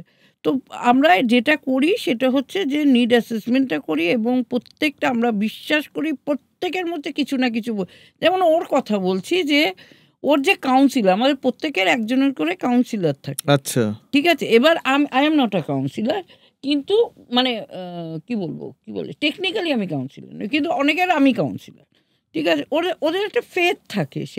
ওর যে কাউন্সিলর, ও ভীষণ এখনও, মানে কবে চলে গেছে, ওর বিয়ে হয়ে গেছে, ওর বাচ্চা হয়ে গেছে, এখনও সে কন্ট্যাক্ট রেখে দিয়েছে। এবার ওর এখনও যদি বাড়িতে পারিবারিক কোনো ঝামেলার সঙ্গে, যেরকম ঝামেলা ভীষণ ঝগড়াটে, তো ঝগড়া হয় তখন ওই কাউন্সিলারই মেটায় বা আমরাই মেটাই। ফলে এই যে মানে আমি বলছি যে এই যে একটা লং টার্ম রিলেশনশিপ তৈরি হয়ে যাওয়া, সেটা আমরা রাখার চেষ্টা করি, এবং এটাই মনে হয় আমাদের একটা ফ্যামিলি তৈরি, মানে এক্সটেন্ডেড ফ্যামিলি সংলাপের তৈরি হয়ে যায়। আস্তে আস্তেই বলছিলাম যে আমাদের হোমে বা দুর্গাপূজা হবে, সবাই চলে আসবে, কিন্তু জামাই যেন চলে আসবে, মানে এরকম আর কি। তো এনিওয়ে আমার মনে হয় যে এই পোটেনশিয়ালিটিটা যদি আমরা এক্সপ্লোর করতে পারি এবং অ্যাকর্ডিংলি যদি আমরা তার উপরে তাকে কাজ করতে, সবসময় এটা হয় না, কেন অনেকেই বলে যে আমি বাড়ি, অনেকেই আছে যে, আমি একটা কথা বলি যে এডুকেশন, অনেকেই বলে আমি পড়বো, পড়ো, তাহলে আমরা সেই সাপোর্টটা দেব। এবং এইটা থেকেই একটা প্রোগ্রামের উদ্ভব হয়েছে, আমার এটা জানা দরকার সবার, সেটা হচ্ছে স্কুল ফর জাস্টিস প্রোগ্রাম, যেখানে যারা সার্ভাইভার, যারা ট্রাফিক সার্ভাইভার, এটাও হয়েছে 2016-তে। আমরা একটা স্টাডি করছিলাম, সেই স্টাডিটা ছিল যে কেন মেয়েরা অ্যাক্সেস টু মানে জাস্টিস পাচ্ছে না, কোথায় অসুবিধা। সেটা করতে গিয়ে আমাদের জাজেসদের সাথে কথা বলতে হয়েছে, সার্ভাইভারদের সাথে কথা বলতে হয়েছে, লয়ারদের সাথে কথা বলতে। তখন একটা মেয়ে সার্ভাইভার, তার ইন্টারভিউ আমি নিচ্ছিলাম। She was rescued in 2003 or 4, আর আমি ইন্টারভিউটা নিচ্ছি 2016-তে। ওই 2004 আর 2016, এখন তো শুনছি খুব ফাস্ট ট্র্যাকে ওর কেসটা চলছে। হ্যাঁ, তো ফাস্ট ট্র্যাকের নিয়ে তো এখন অনেক আলোচনা শুনছি, তো ওর কেসটা ফাস্ট ট্র্যাকেই ছিল। তো এটা হচ্ছে ফাস্ট ট্র্যাকের অবস্থা, যাই হোক বিচার ভবনে। তো ও তখন আমাকে বললো যে আন্টি তুমি আমাকে আমার কেসের কথা বলবে না, তো ভুলে যাও আমার কেস, আমাকে লয়ার বানিয়ে দাও, আমার কেস আমি লড়বো। মানে আমি বলছি যে এই যে একটা স্টেটমেন্ট আমাকে পুরো নাড়িয়ে দিয়েছিল। তখন আমি ভাবলাম যে when we are talking about rehabilitation, কেন আমরা শুধু সুইং মেশিন আর ওই আচার মেকিং, কেন why we are not talking about the professional? তো কেন আমরা, তারা পুলিশ হবে না, তারা কেন হিসেবে? এবং সেটা একটা ইন্টারন্যাশনাল সাপোর্টের সঙ্গে আমাদের মিলে যায় ভাবনাটা। এবং তারা এই প্রোগ্রামটা শুরু করে যে যারা সার্ভাইভার, তাদের যদি এডুকেশন নেওয়ার ইচ্ছা হয়, যদি তারা লয়ার হতে চায়, তারা যদি পুলিশ হতে চায়, তারা যদি সোশ্যাল ওয়ার্কার হতে চায়, তারা যদি, আর রিসেন্টলি হয়েছে টিচার হতে চায়, মানে প্রফেশনালি, মানে একদম, তাহলে we will take their responsibility. এবং আজকের দিনে দাঁড়িয়ে আমি বলছি এই প্রোগ্রামটা শুরু হয়েছে 2016-তে, স্টাডি হয়েছে 2017-তে, ফাইন্ডিংস বেরিয়েছে 2017-তেই প্রোগ্রামটা শুরু হয়েছে। এখন একটি মেয়ে সুপ্রিম কোর্টে প্র্যাকটিস করছে, একটি মেয়ে এই ইসেতে জুডিশিয়াল সার্ভিসের জন্য রেডি হয়েছে। এই বছর 4টে মেয়ে ল পাস করে গেল। এবার তারা তাদের এরিয়াতে এবার জুনিয়র হিসেবে কোনো সিনিয়রের আন্ডারে কাজ করবে, একজন পুলিশে অ্যাপিয়ার করছে। তো দিজ আর দ্য চেঞ্জেস। তো সেই জায়গাটা থেকে, এবং ওরা এখন বিভিন্ন জায়গায় ওরা স্কুলে অ্যাওয়ারনেস করে বেড়াচ্ছে। ওদের সময় সেই স্কোপটা ছিল না, তাহলে মানে হয়তো ওদেরও সেটা করতে পারতো। যত দিন যাচ্ছে যে এখন কিন্তু অ্যাওয়ারনেস কিন্তু খুব একটা আমরা করি না, অ্যাওয়ারনেস মেয়েরা করে। এবং যে মেয়েরা চলে গেছে আমরা তাদেরই বলি তুই কোন স্কুলে পড়ি, তোর স্কুলে তুই কর, এই স্ট্র্যাটেজি, তোর এরিয়াতে তোর এরিয়াটাকে তুই সুরক্ষিত কর। আমরা যদি প্রত্যেকটা মেয়েকে যদি বলি যে তোর ভিলেজ, এটা তোর ভিলেজ, তুই আরো 4টে ভিলেজকে অ্যাডাপ্ট কর, সেটা হচ্ছে তোর দায়িত্ব। আমরা গিয়ে মাইকিং করলে কি হবে, কে শুনবে? তোর জমি, তোর মাটি, তোর গাছ, তোর পালা তুই দেখে রাখ, তুই তোর জায়গাটাকে সুরক্ষিত কর, ঠিক আছে? তো এইভাবে আমাদের ক্যাম্পেইন প্রোগ্রামটা চলে, মানে আমাদের প্রিভেনশন প্রোগ্রামটা চলে। আমরা যে যাই না তা নয়, বর্ডারেও তাই, বর্ডার ইস্যুতেও আমাদের বাংলাদেশের মেয়েরাই কথা বলে যারা আছে, বা ওপাশে আমাদের যারা কাউন্টার পার্ট আছে তারা এসে কথা বলে, নেপালেও তাই। একদম শেষের দিকে ঢুকে পড়েছি আমরা। তোমার শুধু ওই গল্পটা শুনবো, তোমার এই যে বলিষ্ঠ উচ্চারণ এতক্ষণ ধরে আমরা শুনলাম, একদম শেষ গল্পটা, যে গল্পটায় তুমি একটা বাচ্চাকে রেস্কিউ করছো সোনাগাছি রে থেকে, যে গল্পটা আমি এর আগে তোমার কাছ থেকে শুনছি না, ওই দাদার কাছ থেকে শুনছিলাম যে তুমি করছো, এবং ওর মায়ের, ওটা বোধহয় সেকেন্ড জেনারেশন প্রস্টিটিউশনের ক্ষেত্রে তুমি একজন কাউকে রেস্কিউ করে নিয়ে আসছো, এবং ওর মায়েরা রাস্তাতে পড়ে গেছে, তোমাকে যেতে দেবে না, কিন্তু তুমি সেইখান থেকে পুরোটা বার করলে এবং নিয়ে এলে, এবং সেই মেয়েটা আজকে কোথায় দাঁড়িয়ে আছে এবং তার গল্প, মানে এই গল্পটা একটা আমার কাছে সিনেমেটিক ইমেজ। আমার মনে হয়েছিল যে এই ড্রামাটাকে হয়তো শুট করে রাখা উচিত, যে এইরকম একটা ছবি তৈরি হয়। এরকম প্রচুর আছে, প্রচুর, মানে রেস্কিউ করতে, একটা রেস্কিউ মানে একটা হিস্ট্রি, মানে একটা অভিজ্ঞতা। হ্যাঁ, ওই ঘটনাটা কি হয়েছিল? ওই ঘটনাটা সত্যি নাড়িয়েছিল আমাকে। না, ওই ঘটনাটা, ব্যাপারটা ছিল, ওই ঘটনাটা এটি 6 মাসের বাচ্চা। তখন কিন্তু এত আইন ফাইন ছিল না, আর আমি সেই সময় আইন ফাইন হতো আমার কাছে বাচ্চাটা সেফটি ইজ মানে প্রোটেকশন ইজ ইম্পর্টেন্ট। তুমি ওকে প্রস্টিটিউট হতে দেবে না, আমি দেব না, দেবেন না। এবার রেড লাইট এরিয়ায় কিন্তু একটা সিস্টেম আছে যে আমার একটা মেয়ে বাচ্চা হলো, আমি তোমাকে দিয়ে দিলাম, দিয়ে আমি চলে গেলাম, এবার তুমি তাকে বড় করো আর তারপরে তুমি নামিয়ে দাও। এটা তো আমরা তখন এই সাইকেলটা বুঝে গেছি। তো সেরকমই একটা বাচ্চা, সেই বাচ্চাটা ডিসেম্বর মাস, আমার মনে আছে 2099 সালের ডিসেম্বর মাস, এবং মা ওরকম তাকে পুরো সোয়েটার সুন্দর করে সাজিয়ে গুছিয়ে ফেলে রেখে একজনের কাছে দিয়ে গেছে, ঠিক আছে, দিয়ে সে বোম্বে চলে গেছে। এবং তার বাবা ছিল নেপালের, মানে সে নেপালের থেকে এখানে এসে রিক্সা চালাতো, ইসে করতো। তো রিক্সা, তো যাই হোক, সে মত্ততে এসে থাকতো না, সে মোট কথা বাচ্চাটাকে দিয়ে চলে গেছে। এবার এই বাচ্চাটা তো মানে সবারই কাছে খুব লোভনীয়, যে এবার বড় করব, তাকে নাচ গান শেখাবো, তা সে আমার ইসে করবে।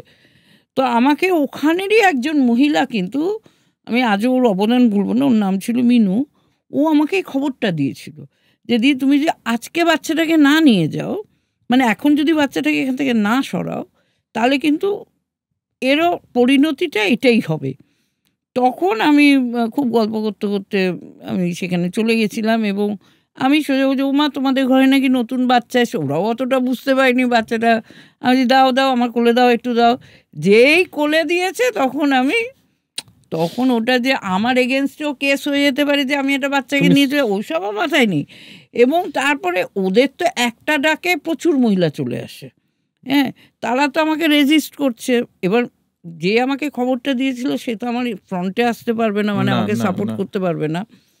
এবার ও চেষ্টা করছে, কিন্তু কারোরই কিছু করে না। তারপরে ওই কিছু মহিলা ওখানটায় শুয়ে পড়লো, রাস্তা অবরোধের মধ্যে শুয়ে পড়লো। আমি আমার এখনো মনে আছে, আমার মাঝে মাঝে না মাথায় নিয়ে নিয়েছিল যে তোরা মারবি আমাকে, মা যেভাবে কেউ মারে না। হ্যাঁ, আমি একজনকে তো পুরো মানে তার পেটেই পা দিয়ে মাথায় নিয়ে নিয়েছিল, আমি শ্রীকৃষ্ণের ইমেজ ভাবছি সেভাবে নিয়ে টপকে টপকে টপকে টপকে, আমার গাড়িটা তো গলির মধ্যে ঢোকে না, মানে গাড়িগুলো তো সব ভেতরে থাকে। তারপরে ওরকম প্রচুর কেস আছে। এখন কিছুদিন আগে মারটা খাওনি, তাহলে এই জন্মে মারটা খাওনি আর কি? না মার অন্য জায়গায় মানে আমি কিন্তু মানে আমি জানি না, অনেক ভিডিও দেখি যে রক্ত পড়ে, আমি কিন্তু কোনগুলো, কিন্তু আমি যেটা ফেস করেছি, যে যেমন একটা রেস্কিউর পরে একজন এসে আমাকে বললো মানে শোনা গেছে, একজন বললো আপনার সাথে কথা আছে, আমি অফিসে আসবো, আসুন। তো সে এসে না, আমি বসে আছি, সে দাঁড়িয়ে রয়েছে। তা আমি অনেকবার বলেছি আপনি বসুন, সে বসছে না। আমি কি হলো, আমি লিখছিলাম, তারপরে আমি দেখছি তার পাঞ্জাবির পকেটে সে হাত ঢুকিয়ে রেখেছে। এবার আমি তখন দেখছি যে দুটো পাঞ্জাবি পকেট থেকে দুটো রিভলভারের মুখ। ঠিক আছে, তুমি ক্যারি করছো, তুমি মারবে না এটুকু আমি জানি, ওইসব বাজে কথা, ওইসব করে না কেউ। এমনি হাতুড়ি ভেঙে দিয়ে, মানে হাতুড়ি দিয়ে আমাদের তালাও পর্যন্ত ভাঙতে হয়, আমাদের সব ইনস্ট্রুমেন্ট থাকে যখন আমরা রেস্কিউ করতে। কারণ ওরা যেটা বললো না হিডেন চেম্বার, ওগুলো তো ভাঙতে হয়, তো ওদের কাছ দিয়ে শেখাই হিডেন চেম্বার। তো আমরা তো কোনো এই ফিল্ডে ছিলামই না, ওরাই শিখিয়েছে যে হিডেন চেম্বারে এটা ভাঙতে হয়, ওটা ভাঙতে হয়। তখন ওই মেয়েটি, যে মেয়েটিকে আমি কোলে করে নিয়ে এসেছিলাম, তুমি চিনিস তনু, তো এনিওয়ে, তো ওরা জানে যে কত প্রিয় আমার।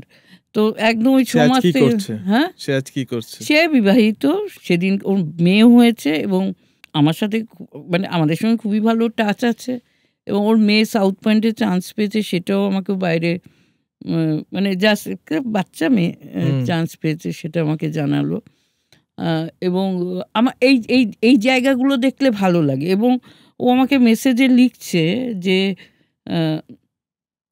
ও তো জানে আমি কীভাবে, এবং ও পুরোটাই জানে, ওর গল্পটা পুরোটাই জানে। ও মেসেজ আমার মোবাইলে এখনও আছে, ও যখন বাইরে ছিলাম তখন লিখছে যে তোমরা যে বিপদ থেকে আমাকে বাঁচিয়ে এই জায়গাটা এনেছো, আমার জীবনে আর কোনোদিন কোনো বিপদ হবে না। এই যে ভরসা, বা এরা যে আমাদের ওপর যে ভরসাটা থাকে না, তাতে মনে হয় যে যদি আজকে আমি টিচারের কাজ করতাম বা আমি ন্যাশনাল জিওগ্রাফিতে কাজ করলাম, এই স্যাটিসফ্যাকশনটা আমার আসতো না। তো আমাদের কারোরই, আমরা যারা আজকে এদের এরকম, এই যে আমি নেপাল থেকে এলাম, অনেক প্রচুর নেপালি মেয়েকে রেস্কিউ করেছি। তারা জোটবদ্ধভাবে স্কোয়ার হোটেলে এসে দেখা করে, এই যে পাওনাটা, তার মধ্যে একটি মেয়ে মারা গেছে, সেটা শুনে খারাপ লাগলো। তো তারা আবার সঙ্গে সঙ্গে তাদের আবদার হচ্ছে আমার সব আন্টির সঙ্গে ভিডিও কল করিয়ে দাও, সেটাও করি। এই যে বন্ধনটা এবং ওরা আমাদের বেঁচে থাকার রসদ। আমরা কতখানি ওদের কি করতে পেরেছি জানি না, কিন্তু পার্সোনালি আমার লাইফে এরাই আমার খোঁজ খবর রাখে যে কেমন করছো, কি করছো, কেমন আছো, কখন যাবে, কখন আসবে ইত্যাদি। না সত্যি, মানে তোমাদের যেমন ওরা বেঁচে থাকার রসদ, কিন্তু তোমরা যারা এই কাজ করে যাচ্ছ এবং একদম প্রায় প্রাণের বাজি রেখে এই ধরনের কাজ করে যাচ্ছ, তারা বোধহয় সমাজকে বাঁচিয়ে রাখার রসদ। সবার কাছে আমার একটাই অনুরোধ, যে স্ব ক্ষেত্রে কাজ করুক, তোমাদের সঙ্গে অনেকেই অনেক প্রফেসর জড়িত, অনেকে, আমি বারবার একটা অনুরোধ করব, আমাদের লিগ্যাল রাইটস, আমাদের এই আইনি যে বিষয়টা জানার, কিন্তু শুধু এই ব্লেমিং গেমটা আমাদের বন্ধ করা উচিত। যে এটা করছে না, এটা করছে না, এটা করছে না, তুমি কতটা জানো। উনি যেটা বললেন যে আমার পরিবার থেকে, আমার সমাজ থেকে, আমার বাবা মার কাছ থেকে এই শেখাটা, এই জানাটা এবং ওর কেস এক্সাম্পলটা মানে আমার মনে রাখার মতো। ও প্রথম থেকে বলছে ওর বাবা ভীষণ কনজারভেটিভ, বাবা কিছুতেই মানবে না। আমরাও যখন প্রায় ফেল করেছি ওর বাবাকে কনভিন্স করতে, তখন ও বলল যে আমি করব না, ছেড়ে দাও, আমি নিজেকে তৈরি করব এবং আমি আমার বাড়িতে গিয়ে আমার বাবাকে কাউন্সিলিং করব, আমি দেখব কোথায়। এবং শি ডিড দ্যাট। এবং সেইটাই হচ্ছে ওর যে ও কিন্তু ওই প্রতিজ্ঞাটাই করেছিল যে আমি তোমরা ছেড়ে দাও, তোমরা বাবার সঙ্গে যোগাযোগ করো না, আমি বাড়িতে গিয়ে কনভিন্স করব। তো আজকে আমার মনে হয় যে এমন একটা জায়গায় আমরা দাঁড়িয়ে রয়েছি, সেখানে যদি আমরা নিজেরা সচেতন না হই, মানে আমরা সবাই সব দিক থেকে সচেতন না হই এবং আমার অধিকারটা যদি আমি না বুঝি, আর যেটা বলছি, আমার মেয়েকে বলেছিলাম যে ব্যাড টাচ গুড টাচ, প্রথম দিনই আমার টাচটা ভালো লাগছে না, এই যে মেনে নেওয়া, অ্যাডজাস্ট করা, এগুলো যদি, এই কথাগুলো যদি আমরা একটু চেঞ্জেস আনতে শুরু করি। এবং লাস্ট বাট নট লিস্ট, আর এটা আমার হাম্বল রিকোয়েস্ট, যারা শুনবেন না, যে আমাদের ছেলেদের নিয়ে কাজ করতেই হবে। আজকে ওই মেয়েরা ট্রাফিকড হয় বলে মেয়েরা সেক্সুয়ালি অ্যাবিউজ হয় বলে মেয়েরা না, যেটা আমাদের সবাইকে নিয়ে কাজ করতে হবে। আমরা যদি মেল চিলড্রেন বা বয় চিলড্রেন যাই বলি না কেন, তাদেরও যদি সেন্সিটাইজ না করি, আমরা শুধু মেয়েদেরই শেখাবো যে সাবধানে থেকো, ছেলেদের শেখাবো না খবরদার এটা করো না, এটা বলবো না, এটা হতে পারে না। ট্রাফিকিং শুধু আমি বলবো না, সব ক্ষেত্রে আমরা বাচ্চাদের কথাও যেমন ভাববো, ফ্যামিলিটার কথা ভাববো। মানে আমাদের focus should be family centric. মানে বাচ্চাটার সঙ্গে কাজ করে কী হবে যদি ফ্যামিলি অ্যাওয়্যার না হয়। তো কিছু জিনিস, এবং ছেলেদের দূরে রাখলে হবে না। যদি নির্যাতন ছেলেরাও করে মেয়েরাও করে, মানে আমি ট্রাফিকিংয়ের ক্ষেত্রে দেখেছি, ওই যে ম্যাডাম, সে তো মহিলা, তাহলে সে করে কেন? তো সেইভাবে ভাবলে হবে না। কিন্তু সময় এসেছে যে আমরা যে ধরনের সমাজ পরিবর্তনের কথা ভাবি এবং সেখানে মহিলাদেরই শুধু অংশগ্রহণের কথা ভাবি, করলে হবে না, আমাদের ছেলেদের সাথে নিয়ে কাজ করতে হবে। এবং যেই কারণে এই যে জেন্ডারের যখন ওয়ার্কশপ হয়, যখন সামাজিক বৈষম্যের কথা আমরা বলি, আমরা মহিলাদের সঙ্গেই বলি, যেন ওটা মহিলাদেরই প্রবলেম, এটা আমাদের দেখতে হয়। আমরা কখনো ছেলেদের সঙ্গে এটা আলোচনা করি না। আমাদের সেই চেঞ্জেসগুলো আমাদের মধ্যেও কিছু আনতে হবে। কিন্তু আমার মনে হয় যে এই যে মেয়েরা চারপাশে আমাদের ট্রাফিকড হচ্ছে বা চাইল্ড ম্যারেজের শিকার হচ্ছে, তাদের যদি আইনি জ্ঞানটা একটু থাকে, তাহলে হয়তো ওদের রিপোর্টিং মেকানিজমে একটু সুবিধা হবে। এখনও কিন্তু 80% বাচ্চা মহিলারা বা পুরুষরা বা মানুষরা জানে না কোথায় কার কাছে কিভাবে রিপোর্ট করতে হয়। এখনও জানে না পাবলিক প্রসিকিউটর কে। ওর জন্য বলে যে আমি কোর্টে যাব না, আমার অনেক খরচা হবে।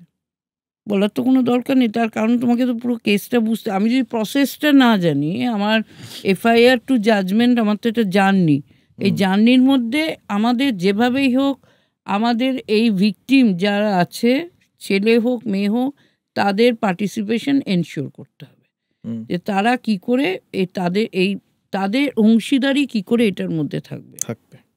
ব্যাস, তাহলেই আমার মনে হয় যে আমরা জাস্টিস দেওয়াতে পারবো। আপনি কিছু বলবেন? এই যে পুরো এই যে আপনি ফিরে আসা, আপনার তারপরে সমাজের কাছে থাকা, যাতে আর এরকম ঘটনা না ঘটে, বা আপনি যে ধরনের অভিজ্ঞতার মধ্যে দিয়ে গিয়েছেন সেটা যাতে না ঘটে কারোর সাথে। সেটা তো 100 বার আমি কখনোই চাইবো না আমার যেই অভিজ্ঞতা হয়েছে সেটা অন্য কারোর হোক, কিন্তু না চাইলেও হচ্ছে, এখনো হচ্ছে। আমরা এখন এখানে বসে আছি, এখনো হচ্ছে। একদমই। কেউ আমার যেটা মনে হয় যে প্রথম যে শিক্ষা সব কিছুতেই না, ওই যে বললেন উনি, ওই যে না বলতে শেখাটা, আমাকে বুঝতে হবে প্রথমে যে এটা আমার সাথে অন্যায় হচ্ছে, আর এটার বিরুদ্ধে আমি কথা বলবো, যে আমি অন্তত নাটা বলবো।